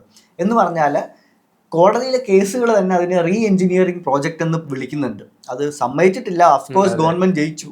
പക്ഷേ അവിടെ സീക്രട്ട് ഓയിൽ ഉണ്ടായിരുന്നെന്നും ഓയിൽ ട്രാൻസ്ഫർ കോറിഡോർ ആണെന്നും അവിടുത്തെ റിയൽ എസ്റ്റേറ്റ് മൊത്തം ചേഞ്ച് ആയെന്നും അണ്ടർഗ്രൗണ്ട് മിലിറ്ററി ബങ്കേഴ്സ് വന്നെന്നും ഇതിനു വേണ്ടിയാണ് ഇതവർ ഉണ്ടാക്കിയെന്നൊക്കെ പറയുന്ന ഭയങ്കര വലിയ കഥകളുണ്ട്. അപ്പോൾ ഇതെല്ലാം അവർ അച്ചീവ് ചെയ്യുന്നത് ഡാർപ്പ, ഹാർപ്പ് എന്നൊക്കെ പറയുന്ന കുറേ പേരുകളാണ് കോടതിയിലും ഗവൺമെന്റ് ഫയൽസിലും ഒക്കെ വരുന്നത്. അപ്പൊ ഇത് കേൾക്കുമ്പോൾ നമുക്ക് മറ്റേ അവഞ്ചേഴ്സ് സിനിമയിൽ കാണുമല്ലോ, ഹൈഡ്ര അങ്ങനെയൊക്കെയുള്ള കുറെ ഷീൽഡ് എന്നൊക്കെ പറയുന്ന കുറെ പേരുകൾ പോലെ തോന്നും. പക്ഷെ ഇതൊന്നും ഫേക്ക് പേരുകളല്ല. ഡാർപ്പ എന്ന് പറയുന്നതും ഹാർപ്പ് എന്ന് പറയുന്നതും എല്ലാം ഒറിജിനൽ സാധനങ്ങളാണ്. എന്ന് പറഞ്ഞു കഴിഞ്ഞാൽ ഹാർപ്പ് എന്ന് പറഞ്ഞാൽ അത് റിയൽ ആണ്. അതിന്റെ പേരെന്ന് പറഞ്ഞാൽ ഹൈ ഫ്രീക്വൻസി ആക്റ്റീവ് ഒറോറൽ റിസർച്ച്. ഈ പ്രോഗ്രാം വരുന്നതും ഇതിൻ്റെ സ്റ്റേഷൻ വരുന്നതും അലാസ്കയിലാണ്, അമേരിക്കയിലാണ്. എന്ന് പറഞ്ഞാൽ US ഗവൺമെൻറ്റിൻ്റെ റിപ്പോർട്ട് അനുസരിച്ച് ഹാർപ്പ ഉപയോഗിക്കുന്നത് എന്തിനാന്ന് വെച്ചാൽ വെതർ മാനിപ്പുലേഷൻ. അവരുടെ ഡോക്യുമെന്റ്സ് ആണ്, നിങ്ങൾക്ക് ഇപ്പൊ കയറി സെർച്ച് ചെയ്താൽ കാണാൻ പറ്റും. എർത്ത് ക്വേക്ക് ക്രിയേഷൻ, മനസ്സിലായോ? Atmospheric weapons, creation of hurricanes. ഒരു ഗവൺമെന്റ് എന്തിനാണ് എർത്ത് ക്വേക്ക് ക്രിയേഷൻ, അറ്റ്മോസ്ഫിയറിക് വെപ്പൺസും ഹ്യൂറിക്കെയിൻ ക്രിയേഷനുമായിട്ടുള്ള ഒരു സാധനം ഉണ്ടാക്കുന്നത്? അതെന്തിനായിരിക്കും? ഒന്ന് 2 മിനിറ്റ് കണ്ണടച്ചിരുന്ന് ചിന്തിച്ചു നോക്കി, എന്തിനായിരിക്കും ഒരു ഗവൺമെന്റ് ഇത് ഉണ്ടാക്കുന്നത്? ഇതൊന്നും ഫേക്ക് അല്ല. നിങ്ങൾക്ക് ഇത് ഗൂഗിളിൽ സെർച്ച് ചെയ്യാം. സെർച്ച് ചെയ്യേണ്ട കാര്യങ്ങൾ ഞാൻ പറഞ്ഞുതരാം. പ്രോജക്റ്റ് സീൽ എന്ന് പറയുന്ന പ്രോജക്റ്റിനെ സെർച്ച് ചെയ്യുക. സുനാമിയും ഹ്യൂറിക്കെയിനും ഉണ്ടാക്കാൻ വേണ്ടി ഗവൺമെന്റിന്റെ പ്രോജക്റ്റാണ്. ഓപ്പറേഷൻ പോപ്പോയ് എന്ന് പറഞ്ഞ സെർച്ച് ചെയ്ത് നോക്ക്, റെയിനും വെതർ മാനിപ്പുലേഷനും വേണ്ടിയുള്ള പ്രോജക്റ്റാണ്. എന്ന് വെച്ചാൽ നിങ്ങൾ ഗൂഗിൾ ചെയ്യുമ്പോൾ ഒരു കാര്യം മാത്രം മനസ്സിൽ വെക്കുക, ഇതെല്ലാം സീക്രട്ട് പ്രോഗ്രാമിന്റെ പാർട്ടാണെന്നും നിങ്ങൾക്ക് പെട്ടെന്ന് കണ്ടുപിടിക്കാൻ പറ്റത്തില്ല എന്നും നിങ്ങൾക്ക് മനസ്സിലാക്കുക. സെർച്ച് ചെയ്ത് പോയാൽ മാത്രമേ നിങ്ങൾക്ക് ഗൂഗിളിൽ വെറുതെ ഇത് അടിച്ചു കഴിഞ്ഞാൽ കിട്ടത്തില്ല. സെർച്ച് ചെയ്ത് പോയാൽ എന്ന് പറഞ്ഞാൽ പോവേണ്ട റൂട്ടിൽ അന്വേഷിച്ചാൽ നിങ്ങൾക്ക് ഇത് കിട്ടും. ഇതിന്റെയൊക്കെ വൈഡ് സ്പ്രെഡ് എക്സാമ്പിൾ ഉണ്ട്. ഇതിനെയൊക്കെ നോർമലൈസ് ചെയ്യാനും ജസ്റ്റിഫിക്കേഷനും ഒക്കെ കുറെ ആൾക്കാരുണ്ട്. എന്തോ ഫോർ എക്സാമ്പിൾ ദുബായിൽ മഴ വേണം വേണ്ടി ക്ലൗഡ് സീഡ് ചെയ്യുന്നു. ദുബായിൽ മരുഭൂമി ആയതുകൊണ്ട് നമുക്ക് വെതർ മാനിപ്പുലേഷൻ വേണം, അല്ലെങ്കിൽ വേറെ. അപ്പൊ ഇതൊക്കെ കാരണങ്ങളൊക്കെ പറഞ്ഞോണ്ടാണ് ഇവരിതൊക്കെ ഉണ്ടാക്കുന്നത്. അറ്റ്മോസ്ഫിയറെ കൊണ്ട് ഉപ്പ് ഇടുന്നു, മഗ്നീഷ്യം ഇടുന്നു. ജിയോഗ്രഫി പഠിച്ചൊരാൾക്കറിയാം നമ്മുടെ അറ്റ്മോസ്ഫിയർ മാനിപ്പുലേറ്റ് ചെയ്യാൻ എന്തൊരു എളുപ്പമാണ്. ജസ്റ്റ് ടെമ്പറേച്ചർ ഡിഫറൻസ് ഉണ്ടാക്കിയാൽ തന്നെ വലിയ ഹുറിക്കെയിൻസും വലിയ വിൻവേൾസും ഒക്കെ ഉണ്ടാക്കാൻ പറ്റും. സോ ഇപ്പോഴത്തെ ടെക്നോളജി നിങ്ങൾ ഒരുപാട് ചിന്തിക്കണ്ട. ഇപ്പോഴത്തെ നമ്മുടെ ടെക്നോളജി വെച്ച് ഹൈ ഫ്രീക്വൻസിയും നമ്മുടെ മഗ്നീഷ്യം ഡിപ്പോസിറ്റ്സും അലുമിനിയം ഡിപ്പോസിറ്റ്സും അവിടുത്തെ അറ്റ്മോസ്ഫിയറിനെ എങ്ങനെയൊക്കെ മാനിപ്പുലേറ്റ് ചെയ്യാൻ വിചാരിക്കുന്നു. അതിൻ്റെ ഉപരി സാറ്റലൈറ്റ്സിന്റെ കൂടെ ലേസർ ഹെൽപ്പും കൂടെ ഉണ്ടെങ്കിൽ ജസ്റ്റ് തിങ്ക്. എന്ന് വെച്ചാൽ ചില മലയുടെ സൈഡിൽ കൊണ്ടുപോയിട്ട് ഒരു ബലൂൺ പൊട്ടിച്ചാൽ വരെ മഴ വരുത്താൻ പറ്റുമെന്നാണ് പറയുന്നത്. അതിന് നിങ്ങൾ പൊന്മുടി കൊണ്ട് ഒരു വിസിൽ അടിച്ചു നോക്കുക, എത്ര വട്ടം എക്കോ അടിക്കും. അത്രയ്ക്ക് ഫ്രജൈലാണ് നമ്മളുടെ ഇത്. അപ്പോൾ നമുക്ക് പ്രോജക്റ്റ് ബ്ലൂ ബീമിലേക്ക് തിരിച്ചു വരാം, ഏലിയൻസിലേക്ക് തിരിച്ചു വരാം.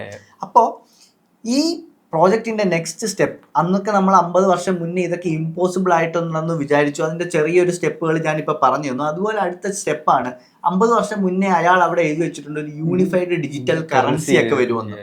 50 വർഷം മുന്നേ ഇത് കേട്ട് കഴിഞ്ഞാൽ നമുക്ക് ഇയാൾക്ക് വട്ടാണോ, ഡിജിറ്റൽ കറൻസിയോ, ഇതെങ്ങനെ എക്സിസ്റ്റ് ചെയ്യും? അതുമാത്രം ലോകം മുഴുവൻ ഒരു കറൻസിയോ, അതെങ്ങനെ എക്സിസ്റ്റ് ചെയ്യും? അപ്പോൾ ഇപ്പോൾ നിങ്ങൾ മനസ്സിലാക്കണം, ക്രിപ്റ്റോ കറൻസീസും ഡിജിറ്റൽ കറൻസീസും UPIസും ഈ പൈസയൊന്നും ഇപ്പോൾ എക്സിസ്റ്റ് ചെയ്യുന്നില്ല. മനസ്സിലായോ? ഞാനിപ്പോൾ ഇവിടെ ഇരുന്ന് ഇവനിപ്പോൾ കോട്ടയത്ത് പഠിക്കുകയാണെങ്കിൽ ഞാനൊരു 5000 രൂപ ഫോണിൽ ഇങ്ങനെ 5000 എന്ന് എഴുതി സെൻഡ് ചെയ്യുമ്പോൾ വാട്സപ്പിൽ ഒരു മെസ്സേജ് പോലെ അവനൊരു 5000 എത്തുന്നു. ആ 5000 എത്തിയിട്ട് അവനത് വേറെ പല കാര്യങ്ങൾ, അവന് ചോറ് വാങ്ങിക്കാം, അവന് മെത്ത വാങ്ങിക്കാം, ഇത് പല കാര്യങ്ങളും ചെയ്യാൻ പറ്റും. യഥാർത്ഥത്തിൽ 5000 എക്സിസ്റ്റ് ചെയ്യുന്നുണ്ടോ? ഇല്ല. യഥാർത്ഥത്തിൽ ജസ്റ്റ് ടെക്സ്റ്റ് മെസ്സേജ്. ഇതിന്റെ പുറകിൽ ഗോൾഡ് ബാക്കിംഗ് ഉണ്ട്, അതുണ്ട്, ഇതുണ്ടെന്ന് പറഞ്ഞാൽ നമ്മൾ വിശ്വസിക്കുന്നതാണ് ഇതിന്റെ ബാക്കിംഗ്. Zeros and ones. Yes, zeros and ones. This is just program. വാട്സപ്പിലെ മെസ്സേജ് ആണ് അത്. UPI പേയ്മെന്റ് ഇൻഫോ എന്നൊക്കെ പറഞ്ഞ് വേറൊരു ആപ്പിനകത്ത് മെസ്സേജ് അയക്കുന്നതേ ഉള്ളൂ. അപ്പോൾ അത് പോട്ടെ. അപ്പോൾ ഈ സാധനം ഒരു വേൾഡ് റിലീജിയൻ ക്രിയേറ്റ് ചെയ്യാൻ വേണ്ടി ഉപയോഗിക്കുന്നുണ്ട്. എന്ന് പറഞ്ഞാൽ 1 വേൾഡ് 1 റിലീജിയൻ എന്ന് പറഞ്ഞാൽ അവർ പുതിയ റിലീജിയൻസ് ഉണ്ടാക്കാൻ വേണ്ടി പഴയ റിലീജിയൻസ് എല്ലാം ഡിസ്ക്രെഡിറ്റ് ചെയ്യാൻ തുടങ്ങി. എന്ന് പറഞ്ഞാൽ ക്രിസ്ത്യാനിറ്റി ലോകത്തിൽ ഏറ്റവും കൂടുതൽ ഇപ്പോൾ സ്പ്രെഡായിട്ട് നിൽക്കുന്ന ഒരു റിലീജിയനാണ്. അതിനെ ഫേക്ക് റിലീജിയൻ ആയിട്ടാണ് ഇപ്പം വെസ്റ്റേൺ ആളുകൾ കണ്ടുകൊണ്ടിരിക്കുന്നത്. എന്ന് പറഞ്ഞാൽ ഡെഡ് സീ സ്ക്രോൾ കണ്ടുപിടിച്ചതിന് ശേഷം, എത്യോപ്യൻ ബൈബിൾ വന്നതിന് ശേഷം, ഭയങ്കരമായിട്ട് കാര്യങ്ങൾ വന്നതിന് ശേഷം ഈ ഇന്ത്യയെ പോലുള്ള ആളുകൾ ഭയങ്കര ഓർത്തഡോക്സ് ആയിട്ട് ജീവിക്കുന്നവർക്കാണ് ബൈബിൾ ഭയങ്കര കാര്യമാണ് എന്നൊക്കെ പറഞ്ഞുകൊണ്ടിരിക്കുന്നത്. വെസ്റ്റേൺ വേൾഡൊക്കെ ബൈബിൾ റിജക്റ്റ് ചെയ്ത് തുടങ്ങി. ഹിസ്റ്റോറിക്കൽ ആക്യുറസീസും ബൈബിൾ തെറ്റാണെന്ന് പറയുന്ന കുറേ ബുക്കുകളും ബൈബിൾ കണ്ടുപിടിക്കുന്നതിന് മുന്നുള്ള കുറേ ബുക്കുകളൊക്കെ കണ്ടുപിടിച്ചപ്പം വെസ്റ്റേൺ വേൾഡ് ഇതിനെ റിജക്റ്റ് ചെയ്ത് തുടങ്ങി. അപ്പോൾ ഇത് പ്രശ്നം എന്താ പറ്റുന്നതെന്ന് പറഞ്ഞാൽ ഇങ്ങനെ റിജക്റ്റ് ചെയ്ത് തുടങ്ങുമ്പോൾ പീപ്പിൾ ക്വസ്റ്റ്യൻ ചെയ്യാൻ തുടങ്ങും, ബിലീവ് ചെയ്യുന്നത് സ്റ്റോപ്പ് ചെയ്യാൻ തുടങ്ങും. ഒത്തിരി പേര് സെക്കുലറായി വരും. എന്ന് വെച്ചാൽ USA-യിലും യൂറോപ്പിലും കാനഡയിലും എല്ലാം Christianity is under attack. Majority Christianity ആയതുകൊണ്ട്. ഇന്ത്യയിൽ ഹിന്ദുയിസമാണ് മെജോറിറ്റി ആയതുകൊണ്ട് ഹിന്ദുയിസം ഈസ് അണ്ടർ അറ്റാക്ക്. എന്ന് പറഞ്ഞാൽ നമ്മളുടെ സ്ക്രിപ്റ്റേഴ്സും കാര്യങ്ങളും എല്ലാം തെറ്റാണ്, കുരങ്ങന്മാരാണ് രാമായണത്തിൽ ഉള്ളത് എന്നൊക്കെ പറഞ്ഞ് അമർ ചിത്രകഥയാക്കി പ്രഖ്യാപിക്കുകയാണ്. ഇതുപോലെ തന്നെയാണ് വെസ്റ്റേൺ വേൾഡിലും നടക്കുന്നത്. ഏഞ്ചൽസും ഇതൊക്കെ ഫേക്ക് ആണെന്നൊക്കെയാണ് പറയുന്നത്. ചൈനയിൽ ചൈനീസ് ഡ്രാഗൺ കൾച്ചർ അല്ലെങ്കിൽ serpent culture is under attack. എന്തിന്? മിഡിൽ ഈസ്റ്റിൽ ഇപ്പോൾ ക്രിസ്ത്യാനിറ്റിയും ഒക്കെ വളർന്നു വന്നുകൊണ്ടിരിക്കുകയാണ്. ഇസ്ലാം ഈസ് അണ്ടർ അറ്റാക്ക്. എന്ന് വെച്ചാൽ ഏത് റീജിയണിലാണോ ഏത് റിലീജിയൻസ് വലുതായിട്ടുള്ളത് ആ റിലീജിയൻ ഈസ് അണ്ടർ അറ്റാക്ക്.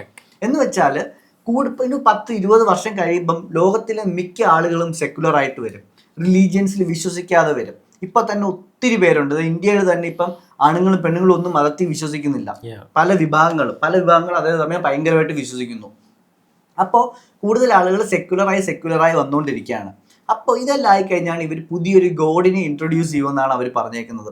ഈ ഗോഡിനെ ഇൻട്രൊഡ്യൂസ് ചെയ്യുന്നത് വലിയ സാറ്റലൈറ്റ്സും ഹോളോഗ്രാംസും ഭയങ്കര കാര്യങ്ങളൊക്കെ വെച്ച് ലോകത്തിനെ മൊത്തം ബ്ലൂ ബീം ഒരു മായയിൽ കൊണ്ടുവന്നിട്ട് നമ്മൾക്ക് ഇൻട്രൊഡ്യൂസ് ചെയ്യിപ്പിക്കുമെന്നാണ് പറയുന്നത്. എന്ന് വെച്ചാൽ നിങ്ങളത് വിശ്വസിക്കത്തില്ല അല്ലേ? 2015 നമ്മളുടെ കയ്യിൽ എല്ലാവരുടെയും സ്മാർട്ട് ഫോൺസ് ഉണ്ടായിരുന്നു. നിങ്ങൾക്ക് ഓർമ്മയുണ്ടായിരിക്കും. നമ്മളുടെ കയ്യിൽ എല്ലാവരും GPS ഉണ്ടായിരുന്നു. നമുക്ക് എല്ലാവർക്കും ഇന്റർനെറ്റും ഉണ്ടായിരുന്നു. 10 years ago നമ്മുടെ കയ്യിലെല്ലാം നല്ല ഫോണും നല്ല നെറ്റും നല്ല GPS എല്ലാം ഉണ്ടായിരുന്നു. അന്ന് വെറും 1500 to 2000 സാറ്റലൈറ്റ് മാത്രമേ ലോകത്തുള്ളായിരുന്നു, ലോകത്ത് മുഴുവൻ. ഇന്ന് നമ്മുടെ തലയ്ക്ക് ചുറ്റും ഏകദേശം 30,000 to 40,000 സാറ്റലൈറ്റ്സ് ഉണ്ട്. നമുക്ക് കണക്ക് പോലും അറിയത്തില്ല. ഓരോ ദിവസവും 5 എണ്ണം വീതം ഇലോൺ മസ്കും സ്പേസ് എക്സും നാസയൊക്കെ വിടുവാണ്. എന്ന് വെച്ചാൽ ഇവർ പറയുന്നത് ഇത് GPS വേണ്ടിയാണെന്നും ഇന്റർനെറ്റിന് വേണ്ടിയാണെന്നും കണക്ടിവിറ്റിക്ക് വേണ്ടിയൊക്കെയാണെന്ന് പറഞ്ഞത്.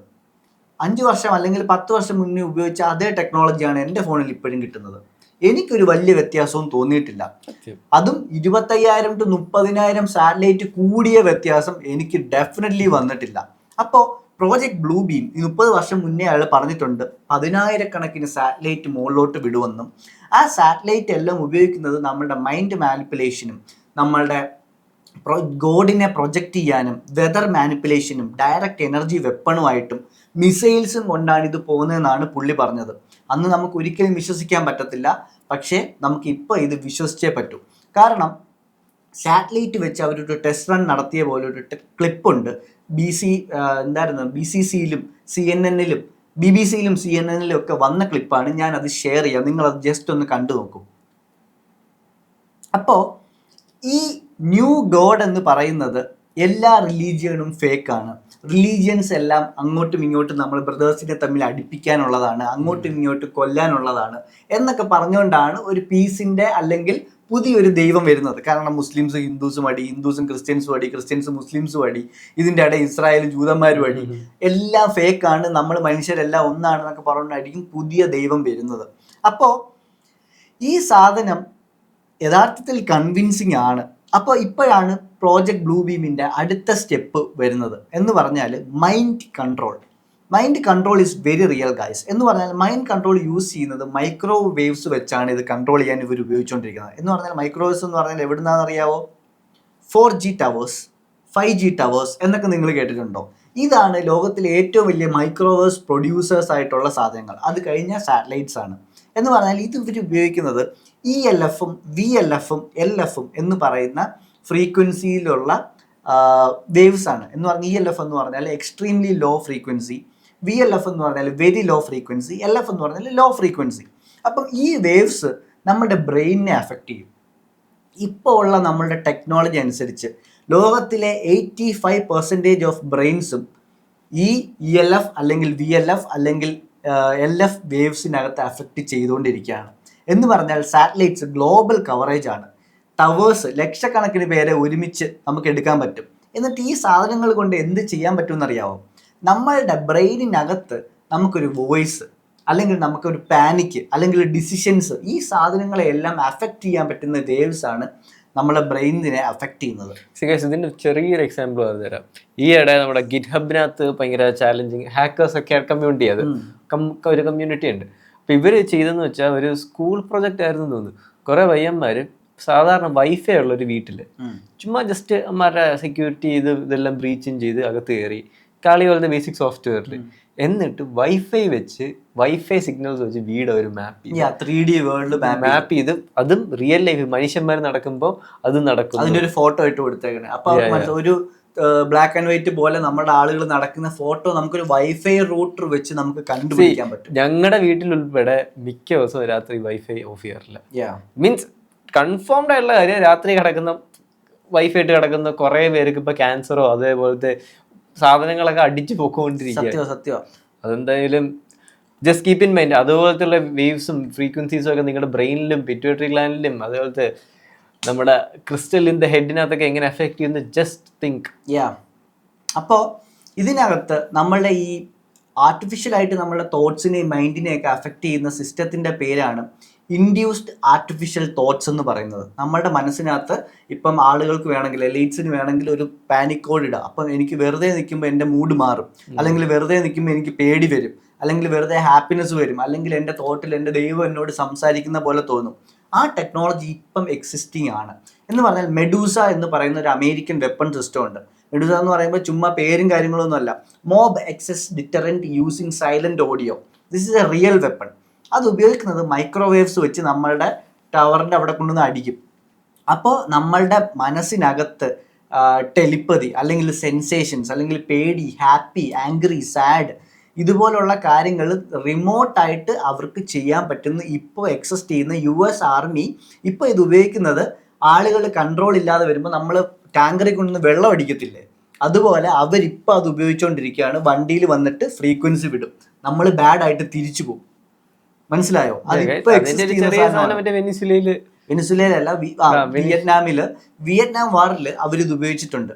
വെനിസ്വേലയിൽ ഇത് ഉപയോഗിച്ചിട്ടുണ്ട്. പ്ലെയിനിൽ കൊണ്ടുവന്നിട്ട് ആ ബിൽഡിങ്ങിനകത്തോട്ട് ഈ സാധനം അടിച്ച് ആ പ്രസിഡന്റിനെ എടുക്കുന്നതിന് മുന്നേ ആ സോൾജേഴ്സ് മൊത്തം നോക്കൗട്ടായി വീണു without firing A single bullet. എത്ര പേര് മരിച്ചെന്നോ ഒന്നും നമുക്കറിയത്തില്ല. അപ്പോൾ ഈ സാധനങ്ങളെല്ലാം ഗവൺമെന്റിന്റെ കയ്യിൽ ഇപ്പോൾ ഉണ്ട്. അപ്പോൾ ഈ സാധനം വർക്ക് ചെയ്യാൻ നമ്മൾ കോൺസ്റ്റന്റ്ലി മൈക്രോവേവ്സിനകത്ത് നമ്മുടെ ബ്രെയിൻ ഇരുന്നാൽ മാത്രം മതി. മൈക്രോവേവ്സിനകത്ത് ബ്രെയിൻ ഇരിക്കണമെങ്കിൽ നിങ്ങളൊന്ന് ആലോചിച്ച് നോക്കിയാൽ 5G tower, kilometres of range, ലക്ഷക്കണക്കിന് പേരെ എപ്പോഴും ബ്രെയിൻ മൈക്രോവേവ്സിനകത്ത് വെക്കാൻ പറ്റുന്ന ഒരു സാധനമാണ് ഈ towers. Cell phones, Bluetooth device, wifi headphones, wireless headphones, remote control car, TV remote, അല്ലെങ്കിൽ ക്യാമറ, ലാപ്ടോപ്പ്, ഇതെല്ലാം വർക്ക് ചെയ്യുന്നത് നമ്മൾ വയർലെസ് ആയിട്ട് മൈക്രോവേവ് നമ്മുടെ ദേഹത്ത് അടിച്ചുകൊണ്ടിരിക്കുകയാണ്. നമ്മൾ പോലും അറിയാതെ. നിങ്ങൾക്കറിയാവോ, വൈഫൈ അല്ലെങ്കിൽ 5G ടവറിൻ്റെ അടിയിൽ താമസിക്കുന്നവർക്ക് ഒരു 5 to 7 ഇയേഴ്സിൽ ക്യാൻസർ വരും. എന്തിനാ? അവർക്ക് ഗവൺമെന്റ് കാശ് പോലും കൊടുക്കും, മാസം 20,000 രൂപ, 30,000 രൂപ. അറിയാവോ? അത് നിങ്ങൾക്കറിയാം. അത് കോമ്പൻസേഷൻ ആയിട്ട്, ഹെൽത്ത് കോമ്പൻസേഷൻ ആയിട്ടാണ് കൊടുക്കുന്നത്. വൈഫൈ ടവറിന്റെ താഴെ നിൽക്കുന്നവർക്ക് ഹെൽത്ത് ഇൻഷുറൻസ് പോലും കിട്ടത്തില്ല. അപ്പോൾ അതാണ് 5G ടവേഴ്സ്. ഇനി താണ്ട 6G വരുന്നു. 6G എന്ന് വെച്ചാൽ നിങ്ങളൊന്ന് ആലോചിച്ചു, സത്യം പറഞ്ഞ് ഇത് ആർക്കാണ് വേണ്ടുന്നത്? എനിക്ക് 6G ഒന്നും വേണ്ട, നിനക്ക് വേണോ? എന്തിൻ്റെ ആവശ്യമാണുള്ളത്? 200 GB/s, ആഹാരമില്ല, വെള്ളമില്ല, കിളികളെല്ലാം ചത്തുപോവാണ്, ആളുകൾക്കെല്ലാം ക്യാൻസറും വരികയാണ്, പക്ഷെ നെറ്റിൻ്റെ സ്പീഡ് കൂടുകയാണെന്നാണ് അവർ പറയുന്നത്. ഇതെങ്ങനെയാണ് ടെക്നോളജിക്കലി ഹ്യൂമൻ അഡ്വാൻസ്മെൻ്റ് ആവുന്നത്? ഇത് യഥാർത്ഥത്തിൽ സത്യം പറഞ്ഞാൽ വളരെ സിക്കായിട്ടുള്ളൊരു മൂവ്മെൻ്റ് ആണ്. ഈ 6G എന്നൊക്കെ പറയുന്നത് നമ്മളെ ഈ റഡാറിൽ കൊണ്ടുവന്ന് ക്യാൻസർ അടുപ്പിച്ചിട്ട് കൊല്ലാൻ വേണ്ടി മാത്രമുള്ള കാര്യമാണ്. എന്ന് പറഞ്ഞാൽ നമ്മൾ 24 hours മൈക്രോവേവ്സിനകത്തൂടെ സ്വിം ചെയ്തുകൊണ്ട് പോയി നടക്കുന്ന ഒരു സാധനമാണ്. ഒരു എസ്കേപ്പും നമുക്ക് കിട്ടില്ല. നമ്മൾ ട്രാപ്ഡ് ആയി പോയി, നമ്മുടെ സിസ്റ്റം അങ്ങനെ ആയി പോയി, നമ്മളെല്ലാവരും മൂഞ്ചും താമസിയാതെ. അപ്പോൾ മൂഞ്ചാതിരിക്കണമെങ്കിൽ നമ്മൾ step 4 of the project blue beam അറിയണം. ഗ്ലോബൽ എലൈറ്റ്സ് ഒരു ഗ്ലോബൽ ക്രൈസിസ് ഉണ്ടാക്കാൻ പോവാണ്. ഇവരുടെ ഈ പ്രോജക്റ്റ് ബ്ലൂ ബീമിൻ്റെ അവസാനത്തെ സ്റ്റെപ്പാണ് സ്റ്റെപ്പ് 4. ഈ ക്രൈസിസ് എന്ന് പറയുന്നത് ഒരു ഭൂമി മുഴുവൻ വരുന്ന ഒരു ഗ്ലോബൽ ഡിസാസ്റ്റർ ആയിരിക്കും. ആ ഗ്ലോബൽ ഡിസാസ്റ്റർ വന്നു കഴിഞ്ഞാൽ ലോകം മുഴുവൻ ഒന്നിപ്പിക്കാൻ പറ്റുമെന്നാണ് അവർ പറയുന്നത്. എന്ന് വെച്ചാൽ എല്ലാ രാജ്യങ്ങളും ഒരുമിച്ച് വരും, എല്ലാ റിലീജിയൻസും ഒരുമിച്ച് വരും. അത് ഹോപ്പോ പീസോ അല്ലെങ്കിൽ സമാധാനത്തിനോ വേണ്ടി ഒന്നുമല്ല. അവർ ഒന്നിക്കാൻ പോകുന്നത് പേടി എന്ന് പറയുന്ന ഒരു വികാരത്തിൻ്റെ പുറത്തായിരിക്കും. അതെ, ഭയം എന്ന് പറയുന്ന ഒരു ഒറ്റ വികാരത്തിൽ ലോകം മുഴുവൻ ഒന്നിപ്പിക്കാൻ അവർക്ക് പറ്റുമെന്നാണ് എലൈറ്റ്സ് പറയുന്നതും അത് നമ്മളുടെ സെർജി മൊണാസ്റ്റ് റെക്കോർഡ് ചെയ്ത് വെച്ചതും. എന്ന് പറഞ്ഞാൽ ഈ ഇവൻ്റ് ഉണ്ടാകുമ്പോൾ ഇത് അത്രമാത്രം സ്കെയറി ആയിരിക്കും, അത്രമാത്രം ബാഡ് ആയിരിക്കും. എന്ന് വെച്ചാൽ കോമൺ ആയിട്ടുള്ള ആളുകൾ, എന്നെയും നിങ്ങളെയും പോലുള്ള ആളുകൾ, റിലീജിയൻ, ഐഡൻറ്റിറ്റി, ഇൻട്രസ്റ്റുകൾ, അതുപോലെ ജോലി, വാഴയ്ക്ക, ഇതെല്ലാം കളഞ്ഞിട്ട് just I want to survive, എനിക്ക് ജീവിച്ചാൽ മതി എന്നുള്ളൊരു തോട്ടിലേക്ക് നമ്മളെ കൊണ്ടുവരികയും നമ്മളെ തോൽപ്പിക്കുകയും ചെയ്യാൻ പോവാണ് അവർ. അപ്പോൾ നമ്മൾ അത്രമാത്രം പേടിപ്പെടുത്തി, അത്രമാത്രം കഷ്ടപ്പെടുത്തി നമ്മൾ റെസിസ്റ്റ് ചെയ്യാതെ നമ്മൾ ഈ വൺ വേൾഡ് ഗവൺമെൻറ്റിന് വേണ്ടി ബെഗ് ചെയ്യും എന്നാണ് എലൈറ്റ്സ് പറഞ്ഞേക്കുന്നത്. എന്ന് വെച്ചാൽ പ്രോജക്റ്റ് ബ്ലൂ ബീം എന്ന് പറയുന്ന ഒരു ഫേക്ക് UFO ഇൻവേഷൻ നടത്തും, ഒരു ഫേക്ക് ഏലിയൻ ഇൻവേഷൻ. എന്ന് വെച്ചാൽ ഞാൻ പറഞ്ഞുതരാം നിങ്ങൾക്ക് എക്സാമ്പിളായിട്ട്. നമുക്കിപ്പോൾ UFO ന്യൂസ് എല്ലായിടത്തും വരുന്നുണ്ട്. USA എല്ലാ ആഴ്ചയും ഓരോ UFO ന്യൂസ് വരുവാണ്. ജർമ്മനി വരുന്നുണ്ട്, ചൈന വരുന്നുണ്ട്. ബിഗ് കൺട്രീസ് എല്ലാം ഈ UFO ന്യൂസ് വിട്ടുകൊണ്ടിരിക്കുകയാണ്. എന്ന് പറഞ്ഞാൽ നമ്മുടെ ആളുകളെ ഇപ്പോൾ അവർ ക്യൂരിയസ് ആക്കിക്കൊണ്ടിരിക്കുകയാണ്.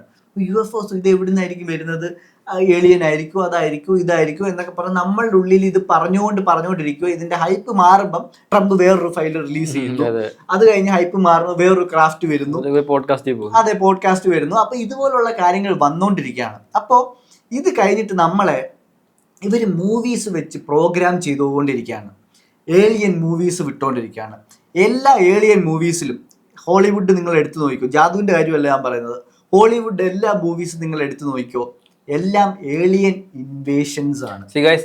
മൂവീസ് ഒരു ആർട്ടാന്ന് പറയുന്ന ഒരാളുടെ അടുത്ത് എനിക്ക് പറയാനുള്ളത്, ഞാൻ കുറച്ച് ഇതിൻ്റെ പുറകെ നടന്ന നെറ്റ്ഫ്ലിക്സ് അതേപോലത്തെ വലിയ വലിയ സ്റ്റുഡിയോസിന് അജണ്ടാസ് ഉണ്ട്. അജണ്ടാസ് മീൻസ് ഫോർ എക്സാമ്പിൾ നെറ്റ്ഫ്ലിക്സിന്റെ ഏറ്റവും വലിയ അജണ്ടകളിൽ ഒന്നാണ് ഇപ്പൊ ഗേ നോർമലൈസ് ചെയ്യുക. അത് നോട്ട് ജോക്ക്, അവർക്ക് കോട്ടാസ് ഉണ്ട്.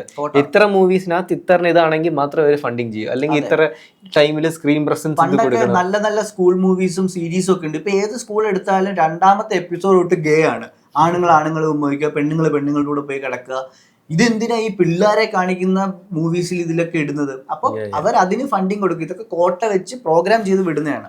അതുപോലെ തന്നെയാണ് ഈ ഏലിയൻ മൂവീസ്. അവർ വരുന്നു, അവർ എർത്തിനെ അറ്റാക്ക് ചെയ്യുന്നു, അവസാനം അമേരിക്കയും ചൈനയും എല്ലാവരും ഭയങ്കര പ്രശ്നത്തിൽ നിൽക്കുന്നവരെല്ലാവരും ഒന്നിക്കുന്നു, എന്നിട്ട് ഒരുമിച്ച് അവരെ അറ്റാക്ക് ചെയ്യുന്നു, ഏലിയൻസിനെ ഡിഫീറ്റ് ചെയ്യുന്നു. ഇതാണ് എല്ലാ കഥകളും. ഏലിയൻസ് എന്ന് പറയുന്നത് ബാഡാണ്. ഏലിയൻസ് എന്ന് പറയുന്നത് ഇൻവേഷന് വരുന്നതാണ്. ക്രാഫ്റ്റുകൾ വന്നാൽ ബോംബിടാൻ വരുന്നതാണ്. കില്ലിങ്ങും ഷൂട്ടിങ്ങും മാത്രമേ ഈ ഏലിയൻ മൂവീസിലുള്ളൂ. അതുകൊണ്ട് അപ്പോൾ അവരതങ്ങനെ അടുത്ത സ്റ്റെപ്പിൽ നമ്മളെ പ്രോഗ്രാം ചെയ്ത് കൊണ്ടുവരികയാണ്. അത് കഴിഞ്ഞ് ഇപ്പോൾ അവർ തുടങ്ങിയേക്കുന്നതെന്ന് വെച്ചാൽ, നമ്മളുടെ UFOs സ്ഥിരമായി വന്നിട്ടുണ്ടല്ലോ, ഇതിനെ നമ്മളുടെ ജെറ്റ്സ് എന്താ പറയുന്നത് ചേസ് ചെയ്യുന്നതാണ്. മനസ്സിലായോ? റിയൽ ഫുട്ടേജ് ഞാൻ പറയാം, 2017 2015 റിയൽ ഫുട്ടേജസ് വിടുന്നു. അവർ ക്യാമറയിലെടുത്ത ഫുട്ടേജസ് വിടുന്നു. ഇയേഴ്സ് ആയിട്ട് ഇത് ഇവരിങ്ങനെ വിട്ട് നമ്മൾ കുറേ പേരെ കാണിച്ചു. ഇപ്പോൾ അവർ സ്ക്രിപ്റ്റ് ചെറുതായിട്ട് ചേഞ്ച് ചെയ്തിട്ടുണ്ട്. എന്ന് വെച്ചാൽ നമ്മൾ പല ജെറ്റ്സും ഇതിനെ ഷൂട്ട് ചെയ്തിട്ടുണ്ടായിട്ടുണ്ട്. എന്ന് വെച്ചാൽ ഒത്തിരി വലിയ ന്യൂസ് ആങ്കേഴ്സ് എന്ന് പറഞ്ഞാൽ CNN, BBC ഇവിടെ എല്ലാം നമ്മൾ റിപ്പോർട്ട് ചെയ്തിട്ടുണ്ട്. നമ്മൾ UFOs ഷൂട്ട് ചെയ്ത് പൊട്ടിച്ച് തറയിട്ട സാധനങ്ങൾ നിങ്ങൾ കണ്ടിട്ടുണ്ടോ ഇല്ലെന്ന് പറഞ്ഞുകൂടാ. ലോകത്ത് എല്ലായിടത്തും വലിയ ന്യൂസാണ്. ഇന്ത്യയിൽ അത് വരുന്നതേ ഉള്ളൂ. അപ്പോൾ ഈ UFOs പലതും ഷൂട്ട് ഡൗൺ ചെയ്തിട്ടുണ്ട്. ഞാൻ അതിൻ്റെ ഒരു വീഡിയോ ക്ലിപ്പ് കൊടുത്തേക്കാം. അവർ ഭയങ്കര വാർത്തയായിട്ട് വെസ്റ്റേൺ മീഡിയാസിലൊക്കെ പറയുന്നത്. അപ്പം അടുത്ത സ്റ്റെപ്പാണ് ഇത്. കഴിഞ്ഞിട്ടുള്ള അടുത്ത സ്റ്റെപ്പ് എന്താണെന്ന് അറിയാവോ? നിങ്ങൾ ഊഹിച്ചത് തന്നെ. ഇത്രയും ചെയ്ത് UFOs ഷൂട്ട് ഡൗൺ ചെയ്ത് ഇതെല്ലാം കഴിഞ്ഞിട്ട് ഇനി അടുത്ത സ്റ്റെപ്പ് എന്താണെന്ന് വെച്ചാൽ, it is logical and it is very natural. UFOs തിരിച്ച് ഷൂട്ട് ചെയ്യാൻ തുടങ്ങും. മനസ്സിലായോ? ലോകത്തിലെ ഏറ്റവും വലിയ the biggest news on earth will come in 2-3 years. നമ്മളുടെ ഫൈറ്റർ ജെറ്റോ, നമ്മളുടെ ഏലിയൻ ഫെസിലിറ്റി, നമ്മളുടെ ഗവൺമെൻറ് ഫെസിലിറ്റീസിനെയോ UFO അറ്റാക്ക് ചെയ്തു. അത് ചിലപ്പോൾ മിസൈൽ വിടുന്നതായിരിക്കണമെന്നില്ല. EMP വേവ്സ് വെച്ച് അറ്റാക്ക് ചെയ്തു, ഫൈറ്റർ ജെറ്റ് തകർത്തു, പൈലറ്റിനെ പിടിച്ചോണ്ട് പോയി എന്നൊക്കെ പറയുന്ന ഒരു ന്യൂസ് ഉടനെ വരും. കാരണം ഇറ്റ് ഈസ് നാച്ചുറൽ. കാരണം നമ്മൾ ഒരാളെ 10 years പോലും വേണ്ട, 5 years അവരുടെ ഫസ്റ്റ് അറ്റാക്ക് റെക്കോർഡ് ചെയ്യപ്പെടും, 100% ഉറപ്പ്. അപ്പോൾ എല്ലാ നേഷൻസും, ലോകത്തിലെ എല്ലാ ആളുകളും ഇപ്പം നമുക്ക് ക്യൂരിയോസിറ്റിയാണ്. പക്ഷെ നമ്മളുടെ US ഒരു ഫൈറ്റർ ജെറ്റിനെ അടിച്ച് പൊട്ടിച്ചു ഒരു UFO എന്ന് പറയുമ്പോൾ കളി മാറും. മനസ്സിലായോ? ക്യൂരിയോസിറ്റി മാറി പേടിയിലേക്ക് പോകും. അങ്ങനെ പീപ്പിൾ ലോകത്തിലെ എല്ലായിടത്തും ഇതറിയും. അങ്ങനെ ഇതിൻ്റെ ഫ്രീക്വൻസീസ് ഇൻക്രീസ് ചെയ്തുകൊണ്ടിരിക്കും. പിന്നെ നമ്മൾ അങ്ങോട്ട് 2 വിടും, അവരിങ്ങോട്ട് വിടും. പിന്നെ ഇതൊരു വാറ് പോലെ ഒരു അടുത്ത 20 വർഷത്തിൽ അവരൊരു വലിയ ഇൻവേഷൻ സ്റ്റേജ് ചെയ്യുമെന്ന് 50 വർഷം മുന്നേ ഇയാൾ ഇത് എഴുതി വെച്ചു. ഈ എഴുതി വെച്ച കാര്യങ്ങളെല്ലാം സത്യമാണ്. ഞാൻ ഈ പറയുന്നത് ഇപ്പം നടക്കുന്ന കാര്യമല്ല. ഞാൻ ഈ പറയുന്നത് അയാൾ എഴുതി വെച്ച ബുക്കിലെ കാര്യങ്ങളാണ്. നിങ്ങൾ ഇതിനകത്ത് എത്ര എണ്ണം സത്യമാണെന്ന് നോക്കൂ നമുക്ക്. അപ്പോൾ എന്നിട്ട് ഇയാൾ പറഞ്ഞേക്കുന്നത് ഈ അങ്ങോട്ടും ഇങ്ങോട്ടുമുള്ള വാർ അങ്ങോട്ടും ഇങ്ങോട്ടും തുടങ്ങിയതിന് ശേഷം ഒരു ലാർജ് സ്കെയിലായിട്ടുള്ളൊരു വാർ പോകുമെന്നും, അവർ പറയുന്നത് ഏലിയൻസ് വരുന്നതല്ലേ, അവർ വെരി ടെക്നോളജിക്കലി അഡ്വാൻസ്ഡ് ആയിട്ടുള്ള ആളുകളാണെന്നും, നമ്മളുടെ അവരെ പിടിക്കാനുള്ള വെപ്പൺസ് ഇല്ലാന്നും, അങ്ങനെ നമ്മൾ ന്യൂക്ലിയർ വെപ്പൺസ് യൂസ് ചെയ്യുമെന്നാണ് പറയുന്നത്. അങ്ങനെ അവർ തിരിച്ച് നമ്മളെ റിട്ടാലിയേറ്റ് ചെയ്യും. സ്പേസിൽ നിന്ന് റോക്കറ്റ് മഴകളും ന്യൂക്ലിയർ വെപ്പൺസും വീണ് ഭൂമിയിലെ എല്ലാ കോണ്ടിനെന്റിലും എല്ലാ രാജ്യങ്ങളിലും അവർ അറ്റാക്ക് ചെയ്ത് പൊളിച്ച് നശിപ്പിച്ച് വിടുമെന്നാണ് പറയുന്നത്. സ്കൈയിൽ നിന്ന് വരുന്ന റോക്കറ്റ്സ് അത് ഏലിയൻസ് വിടുന്നതാണോ, എലീറ്റ്സിന്റെ സാറ്റലൈറ്റ് വിടുന്നതാണോ എന്ന് നമുക്ക് ഒരിക്കലും അറിയാൻ പറ്റത്തില്ല.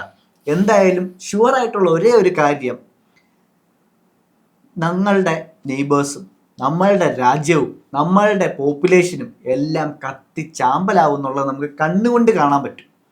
മനസ്സിലായോ? ബോംബ് വന്ന് പൊട്ടുമ്പോൾ ഇത് ആരാ വിടുന്നത്, കോൺസ്പിറസിയും തിയറിയും ഡിസ്കഷനും ഒന്നുമില്ല. എടുത്തോണ്ട് ഓടുക, ജീവൻ രക്ഷിക്കാൻ നോക്കുക. അങ്ങനെ millions and billions will die. ഫുഡില്ല, ഹീറ്റ്, റേഡിയേഷൻ, വെള്ളമില്ല, എവിടെ നോക്കിയാലും മരണം, ഡെഡ് ബോഡീസ് മാത്രം. എന്നിട്ട് നമ്മൾ ആകാശത്തോട്ട് നോക്കുമ്പോൾ കുറേ ജെറ്റുകൾ ഇങ്ങനെ പോകുന്നു, വേറെ കുറേ ക്രാഫ്റ്റ് വരുന്നു, പിന്നെ അവിടെ ഒരു നൂക്ക് വിടുന്നു, എല്ലാവരും ചാവുന്നു. ഇത് ഇവർ സ്റ്റേജ് ചെയ്യുന്നതാണോ, ഇത് ഒറിജിനൽ ആണോ, ഒന്നും നമുക്ക് അറിയാൻ പറ്റത്തില്ല. ഭൂമിയുടെ പോപ്പുലേഷൻ ലെസ് ദാൻ 10% ആവുന്നവരെ ഇത് തുടരും എന്നാണ് അവർ പറഞ്ഞിരിക്കുന്നത്. ലോകത്തുള്ള എല്ലാ പോപ്പുലേഷൻ സെന്റേഴ്സിലും ഇവർ കൊണ്ട് ന്യൂക്കിടും, എന്നിട്ട് അത് ഏളിയൻ ഇട്ടേന്ന് പറയും. എന്നിട്ട് കുറെ ക്രാഫ്റ്റ് അങ്ങോട്ടും ഇങ്ങോട്ടും ഇവർ പറത്തി കാണിക്കും. എന്നിട്ട് ഫ്യൂ ആയിട്ട് കുറെ പേര് സർവൈവ് ചെയ്യുമ്പോൾ അവര് മൊത്തം സർവൈവേഴ്സും യുണൈറ്റ് ചെയ്യാൻ വേണ്ടി നോക്കും. ആ സർവൈവേഴ്സ് എല്ലാം ഇതിനു വേണ്ടി യുണൈറ്റ് ചെയ്യാനും സേഫ്റ്റിക്കും വേണ്ടി ബെഗ് ചെയ്യും. ഞങ്ങൾ എന്തായാലും എല്ലാവരും മരിച്ചു, ഇനി ഞങ്ങളെങ്കിലും രക്ഷപ്പെടണം, ഞങ്ങൾക്കൊരു സേവിയർ വേണം എന്ന് പറഞ്ഞ് കഷ്ടപ്പാടിൻ്റെയും പരിവട്ടത്തിൻ്റെയും നടുക്കിൽ നിൽക്കുമ്പോഴാണ് നമ്മുടെ അണ്ണന്മാർ വരുന്നത്, ദ വേൾഡ് എലീറ്റ്സ് വരുന്നത്. അവരുടെ എലീറ്റ് ഗവൺമെൻറ് വന്ന് ലോകത്തിലെ എല്ലാവരെയും ഒന്നിപ്പിക്കുകയും യുദ്ധം ജയിക്കുകയും ഏലിയൻസിനെ തള്ളി വെളിയിലാക്കുകയും ചെയ്യും. എന്നിട്ട് നമ്മളെ ഫ്യൂച്ചർ ഏലിയൻ അറ്റാക്കിൽ നിന്ന് സേവ് ചെയ്യാൻ വേണ്ടി നമ്മളെ അവർ മാറ്റി പാർപ്പിക്കും. എന്ന് പറഞ്ഞാൽ ഇത് സ്റ്റേജ്ഡ് ആണോ, ഇത് സ്റ്റേജ്ഡ് അല്ലയോ, ഇതൊന്നും നമുക്കറിയാൻ പറ്റത്തില്ല. പക്ഷേ നമുക്ക് സർവൈവ് ചെയ്യണം എന്നുള്ളത് കൊണ്ട് നമ്മൾ ഇതെല്ലാം അക്സെപ്റ്റ് ചെയ്യും. നമ്മളുടെ ദൈവങ്ങളെ നമ്മൾ അക്സെപ്റ്റ് ചെയ്യും. അങ്ങനെ 1 ഗവൺമെൻറ് വരും, 1 കറൻസി വരും, 1 സിറ്റിസൺഷിപ്പ് വരും. നമ്മളെല്ലാം അടിമകളായിട്ട് ജീവിക്കും. നമ്മൾ അവർ പറയുന്ന ജോലി ചെയ്യുക, നമുക്ക് കിടക്കാനും തിന്നാനും സാധനം തരും. നമ്മളെല്ലാം ക്ലോസ്ഡ് കണ്ടെയ്ൻമെൻറ്റ്സിലായിരിക്കും ജീവിക്കുന്നത്. അതിനാണ് അവർ ഇപ്പോഴേ സ്മാർട്ട് സിറ്റീസ് പണിയുന്നത്. എന്ന് പറഞ്ഞാൽ കണ്ടെയ്ൻമെൻറ്റിന് വെളിയിൽ പോയാൽ ഒന്നെങ്കിൽ നിന്നെ ഏളിയൻ കൊല്ലും, അല്ലെങ്കിൽ നിനക്ക് റേഡിയേഷൻ വന്ന് ചാവും. നമ്മളെപ്പോഴും ഇതിനകത്ത് ജീവിക്കണം. റേഡിയേഷനോ ഇത് കാരണം നമുക്ക് വെളിയിൽ പോകാൻ പറ്റത്തില്ല. അവരെന്ത് പറയുന്നോ നമ്മളത് ഒബേ ചെയ്തേ പറ്റൂ. ഒബേ ചെയ്തില്ലെങ്കിൽ മരണം വരും, ഏളിയൻസ് കൊല്ലും. കാരണം ഇതിനെക്കാട്ടി വലിയൊരു ത്രെട്ട് നമുക്കില്ല. ഭൂമി മുഴുവൻ ഏലിയൻസ് പിടിച്ചെടുത്തു, മറ്റേ കോണ്ടിനെന്റിൽ മൊത്തം ഏലിയൻസ് ആണ് എന്ന് പറഞ്ഞു കഴിഞ്ഞാൽ നമുക്കിത് വിശ്വസിക്കാതിരിക്കാൻ പറ്റത്തില്ല. കാരണം അവർ നോക്കുമ്പോൾ മിസൈൽ വിടുന്നു, മിസൈൽ പോകുന്നു, യുദ്ധം നടന്നുകൊണ്ടിരിക്കുന്നു. മനസ്സിലായോ? അപ്പോൾ സാഡ്ലി ഇതായിരിക്കും നമ്മളുടെ ഫ്യൂച്ചർ എന്ന് പറഞ്ഞുകൊണ്ട് പോകും. അപ്പോഴാണ് സെർജിയോ മൊണാസ്റ്റ് ഈ സാധനം എല്ലാം വെളിയിലേക്ക് വിടുന്നത്. എന്ന് വെച്ചാൽ ഈ സാധനമെല്ലാം പുള്ളി റിവീൽ ചെയ്തതിന് ശേഷം ഇയാൾ ഒത്തിരി എനിമീസിനെ ഉണ്ടാക്കി. നാച്ചുറലായിട്ട് എന്താ സംഭവിക്കുന്നതെന്ന് ഞാൻ പറഞ്ഞുതരാം. ഈ സാധനം വെറും കോൺസ്പിറസി തിയറീസ് ആയിരുന്നെങ്കിൽ, 30 വർഷം മുന്നേ എടുത്ത കോൺസ്പിറസി തിയറി ആയിരുന്നെങ്കിൽ ആളുകൾ ചിരിച്ച് തള്ളി ബാലരമയെ പോലെ വിട്ടേനെ. പക്ഷെ അതല്ല സംഭവിച്ചത്. സെപ്റ്റംബർ 1996 ഇയാളുടെ അടുത്തുനിന്ന് ഇയാളുടെ 2 പിള്ളേരെയും എടുത്തു മാറ്റി ഗവൺമെൻറ്. ഇയാളെ ഒറ്റയ്ക്കാക്കി. ഒഫീഷ്യൽ കാരണം എന്താന്ന് പറഞ്ഞാൽ പിള്ളേരെ ഹോം സ്കൂൾ ചെയ്യുന്നത് അമേരിക്കയിലെ ലീഗലാണ്. ഇയാൾ ഹോം സ്കൂൾ ചെയ്താൽ ശരിയാവത്തില്ല, പിള്ളേർക്ക് പ്രോപ്പർ എഡ്യൂക്കേഷൻ കൊടുക്കണമെന്ന് പറഞ്ഞ് പിള്ളേരെ ഗവൺമെൻറ് ഫോഴ്സ്ഫുള്ളി ഇയാളുടെ അടുത്തു നിന്ന് റിമൂവ് ചെയ്തു. അതിനുശേഷം അയാൾ മരിക്കുന്നവരെ ആ പിള്ളേരെ കണ്ടിട്ടില്ല, കാണാൻ പോലും. അവർ ഏത് സ്റ്റേറ്റിലാണ് പഠിക്കുന്നതെന്ന് പോലും ഇയാൾക്ക് ഇൻഫർമേഷൻ കിട്ടിയിട്ടില്ല. മനസ്സിലായോ? ഇത് റിയൽ ആണ്, നിങ്ങൾക്ക് സെർച്ച് ചെയ്ത് നോക്കാം. അത് കഴിഞ്ഞിട്ട് ഡിസംബർ 4, 1996 സെർജി മൊണാസ്റ്റ് ആദ്യമായിട്ട് അറസ്റ്റ് ആവപ്പെടുകയാണ്. ഇതിനു മുന്നേ IRS ഇയാളെ അറ്റാക്ക് ചെയ്യും, FBI അറ്റാക്ക് ചെയ്യും, റോഡിൽ തടയും, ഇയാളുടെ വീട് ജപ്തി ചെയ്തു. ഇതെല്ലാം നടന്നുകൊണ്ടിരിക്കുകയാണ്. 1996 ഡിസംബർ 4 ഇയാളെ അറസ്റ്റ് ചെയ്യുന്നത്. അറസ്റ്റ് ചെയ്യുന്ന FIRലെ റീസൺ എന്ന് പറഞ്ഞാൽ സ്പ്രെഡിങ് മിസ്ഇൻഫർമേഷൻ. അതിനെ അറസ്റ്റ് ചെയ്ത് അയാൾ അന്ന് ഡിസംബർ 4 രാത്രിയിൽ ജയിലിൽ ആണ് തങ്ങിയത്. ജയിലിലായിരുന്നു അങ്ങേര്. അത് റെക്കോർഡിക്കലി FIRനകത്തും കാര്യങ്ങളിനകത്തും എല്ലാം ഉണ്ട്. പിന്നെ എന്തൊക്കെയോ കാരണത്താൽ ഡിസംബർ 5, 1996 മിസ്റ്റീരിയസ് ആയിട്ട് ഹാർട്ട് അറ്റാക്ക് വന്ന് അയാളുടെ അപ്പാർട്ട്മെന്റിൽ ചത്ത ശവമായി കിടക്കുന്നതാണ് പിന്നെ പോലീസിന്റെ അടുത്ത റിപ്പോർട്ട്. അതെ, സൂയിസൈഡ് ബൈ ഡെത്ത്. മനസ്സിലായോ? അയാളുടെ അപ്പാർട്ട്മെന്റിൽ എപ്പോൾ പോയി, എപ്പോൾ റിലീസായി, എപ്പം കൊണ്ടുവിട്ടു, ഇതൊന്നും ആർക്കും അറിയത്തില്ല. ഇതൊന്നും ശരിയാണോ എന്നും അറിയത്തില്ല. അയാളെ രാത്രി അറസ്റ്റ് ചെയ്ത് സ്റ്റേഷനിലോട്ട് കൊണ്ടുപോയി അടുത്ത ദിവസം രാവിലെ അയാൾ സ്വന്തം ബെഡ്റൂമിൽ ചത്ത് ഹാർട്ട് അറ്റാക്ക് ഒന്ന് കിടക്കുക. ഇപ്പോഴും അയാളുടെ ബുക്കിന്റെ ഒറിജിനൽ വേർഷൻ കിട്ടാൻ ഭയങ്കര അതെ. മാത്രമല്ല ആ റിപ്പോർട്ടിനകത്ത് അയാളുണ്ട്, അയാളുടെ ഹാർട്ട് സാധനങ്ങൾ, മെഡിക്കൽ റിപ്പോർട്ട്സ് ഇതെല്ലാം കംപ്ലീറ്റ്ലി നോർമലാണ്. അയാൾ മരിക്കുമ്പോൾ 51 വയസ്സേ ഉള്ളൂ. He was young, killed by the elites. അപ്പോ ഇതേപോലെ ഈയിടെ നമ്മുടെ എലീറ്റ്സ് കില്ല് ചെയ്ത ഒരാളെ ഏമി എസ്ക്രിഡ്ജ്, ഒരു പെൺ സയന്റിസ്റ്റ്, പുള്ളിക്കാരി പറഞ്ഞതും ഈ കഥ വെച്ച് റിലേറ്റ് ചെയ്യാൻ പറ്റും. പുള്ളിക്കാരി പറയുന്നത് ഒരു ഗ്ലോബൽ കറ്റാസ്ട്രഫി വരും. ആ കറ്റാസ്ട്രഫി വന്നു കഴിഞ്ഞിട്ട് ഹ്യൂമൻ റേസിന് ഭയങ്കര ഡൗട്ടും കൺഫ്യൂഷൻസും ഒക്കെ ആവും. അങ്ങനെ അണ്ടർഗ്രൗണ്ടും മേളിലും ഒക്കെ ആയിട്ട് ഒരു യൂണിയൻ പോലെ ഫോം ചെയ്യും. എന്നിട്ട് അവര് എന്താ പറയണ, അവര് P47 P52 എന്നാ പറയുന്നത്. P52 means present plus 52 years of advancement. അവര് പറയുന്നത് അവർ ഏലിയൻസ് അല്ല, അവർ ഇത്രയും നാളും അന്ന് അടിയുണ്ടാക്കിയത് ഏലിയൻസ് ആണോ ഒന്നും അറിയത്തില്ല. പക്ഷെ അവരെ തപ്പി 52,000 വർഷം കഴിഞ്ഞിട്ടും കിട്ടിയിട്ടില്ല. അതിന് അന്ന് അവരെ തന്നെ ഓർക്കസ്ട്രേറ്റ് ചെയ്താണോന്നും അറിയത്തില്ല. പക്ഷെ അങ്ങനെ ഒരു ഇവന്റ് വരാതിരിക്കാൻ അവർ ടൈം ട്രാവൽ ചെയ്ത് ബാക്കിലേക്ക് വരുന്നതാണെന്നാണ് ആ പുള്ളിക്കാരി പറയുന്നത്. ഇറ്റ്സ് കോൺസ്പിറസി, പക്ഷേ ഷീസ് ഡെഡ്. അപ്പൊ ഇതുപോലുള്ള ആളുകളെ എല്ലാം സൈലൻസ് ചെയ്യും, ഇതുപോലുള്ള കാര്യങ്ങളൊക്കെ ചെയ്യും. അപ്പൊ നിങ്ങൾക്ക് നാച്ചുറലി നിങ്ങളുടെ മനസ്സിൽ ഒരു തോന്നൽ വരാം, എന്ന് വെച്ചാൽ എന്തിന്, വൈ എന്ന ക്വസ്റ്റ്യൻ നിങ്ങൾക്ക് വരും. എന്ന് പറഞ്ഞാൽ എന്തിനാണ് എലീറ്റ്സ് ഇത് ചെയ്യുന്നത്, എന്തിനാണ് ഒരു വൺ വേൾഡ് ഗവൺമെന്റിന് വേണ്ടി അവർ നോക്കുന്നത്, എന്തിനു വേണ്ടി. നമുക്ക് ഹൗ, വെൻ, വേർ, ഹൗ ഇതെല്ലാ ഉത്തരങ്ങളും കിട്ടി. പക്ഷെ അവർ എന്തിനാണ് ഇത് ചെയ്യുന്നത്? ചുമ്മാ രാവിലെ എണീറ്റ് ലോകം മൊത്തം പിടിച്ചടക്കാം, അതല്ല. അവർ എന്തിനിത് ഗവൺമെന്റ് ചെയ്യുന്നു, എന്തിന് ഹ്യൂമാനിറ്റിയുടെ പോപ്പുലേഷൻ കുറയ്ക്കാൻ നോക്കുന്നു, എന്തിനു വേണ്ടി വൺ വേൾഡ് ഗവൺമെന്റ് കൊണ്ടുവരുന്നു എന്നൊക്കെ പറയുന്നത്, ലോകത്തിലെ 90% പോപ്പുലേഷൻ വരെ അവർ മിസൈലിട്ട് കൊല്ലാൻ അത്ര ഡെസ്പറേറ്റ് ആയിട്ട് ഇരിക്കുവാണെങ്കിൽ എന്തിനു വേണ്ടി അവരിത് ചെയ്യുന്നു എന്നുള്ളതിന് ഒരു റീസൺ ഉണ്ട്. ആ റീസൺ സത്യം പറഞ്ഞാൽ അത് പഠിച്ചു പോയി കഴിഞ്ഞാൽ അതൊരു വാലിഡ് റീസൺ ആണ്.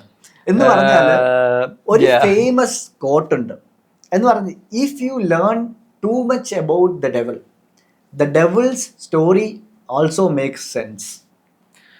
എന്ന് വെച്ചാൽ നമ്മളൊരു വില്ലന്റെ കഥ, ഇപ്പൊ നമ്മള് വില്ലന്റെ സിനിമയിലൊക്കെ നമ്മൾ വില്ലനെ കാണും, നമ്മൾ സീരീസിൽ വില്ലനെ കാണും. പക്ഷെ വില്ലന്റെ കഥ നമ്മൾ അന്വേഷിച്ച് പോയി കഴിഞ്ഞാൽ വില്ലൻ ഒരു ബാക്ക് സ്റ്റോറി ഉണ്ട്, വില്ലൻ ഈ ചെയ്യുന്നതിനൊക്കെ ഒരു കാരണമുണ്ട്. അപ്പോൾ ഈ എലീറ്റ്സിന്റെ കാരണം അന്വേഷിച്ച് പോകുമ്പോൾ നമുക്കൊരു ചെറിയ പ്രശ്നം വരും, നമുക്കൊരു സൈക്കോളജിക്കൽ ചേഞ്ച് വരും. ഇവര് ചെയ്യുന്നതിൽ ശരിയുണ്ടാവാം എന്നൊരു തോട്ട് നമ്മുടെ മനസ്സിൽ വരും. ഞാനൊരു കാര്യം പറയട്ടെ, എനിക്ക് തോന്നിയിട്ടില്ല this is the only way humanity will survive. Yes. എന്ന് വെച്ചാൽ എന്തുകൊണ്ടാണ് അവരിത് ചെയ്യുന്നതെന്നുള്ളത് എനിക്ക് 10 മിനിറ്റ് കൊണ്ട് പറഞ്ഞു തരാൻ പറ്റത്തില്ല. അത് ഞാൻ നെക്സ്റ്റ് ഫുൾ എപ്പിസോഡായിട്ട് ചെയ്തു തരും. അടുത്ത ഫുൾ എപ്പിസോഡിൻ്റെ പേരാണ് ദ വൺ വേൾഡ് ഗവൺമെൻറ്. അപ്പോൾ നിങ്ങൾ അത് കാണുക. എന്തിനാണ് നമ്മളുടെ പേസ്റ്റിൽ അവർ ഫ്ലൂറൈഡ് ഇടുന്നത്, എന്തിനാണ് നമ്മളെ 5G 6G വെച്ച് ക്യാൻസർ വരിപ്പിക്കുന്നത്, എന്തിനാണ് നമ്മളെ mRNA വാക്സിൻസ് കുത്തി നമ്മളെ കൊച്ചുങ്ങൾ ഇല്ലാതാക്കുന്നത്, ഇതുപോലുള്ള കാര്യങ്ങൾ അവർ എന്തിന് ചെയ്യുന്നു എന്നും ഞാൻ അവരുടെ ജസ്റ്റിഫിക്കേഷൻ ആയിരിക്കില്ല പറയുന്നത്, പക്ഷേ അവരുടെ ഭാഗം നിങ്ങൾ കേൾക്കുക, എന്നിട്ട് നിങ്ങൾ ഡിസിഷൻ നിങ്ങളായിട്ട് എടുക്കുക. അപ്പോൾ ഇത്രയും പറഞ്ഞുകൊണ്ട് ഇന്നത്തെ പോഡ്കാസ്റ്റ് ഞാൻ നിർത്തുന്നു. ലാസ്റ്റ് ഒരു എക്സസൈസും കൂടെ നിങ്ങൾക്ക് തോട്ട്, ശരിക്കും ലക്ഷ്യം മാർഗത്തെ സ്വാധീകരിക്കൂന്നല്ലേ ഭഗവാൻ കൃഷ്ണൻ പറഞ്ഞിട്ടുള്ളത്. അപ്പൊ എലീറ്റ്സ് ക്രൂവലാണോ നിങ്ങൾ ചിന്തിക്കുക. So guys, it's Sree here. Jai Hind guys. Talk to you guys later. Love you. Bye. Bye.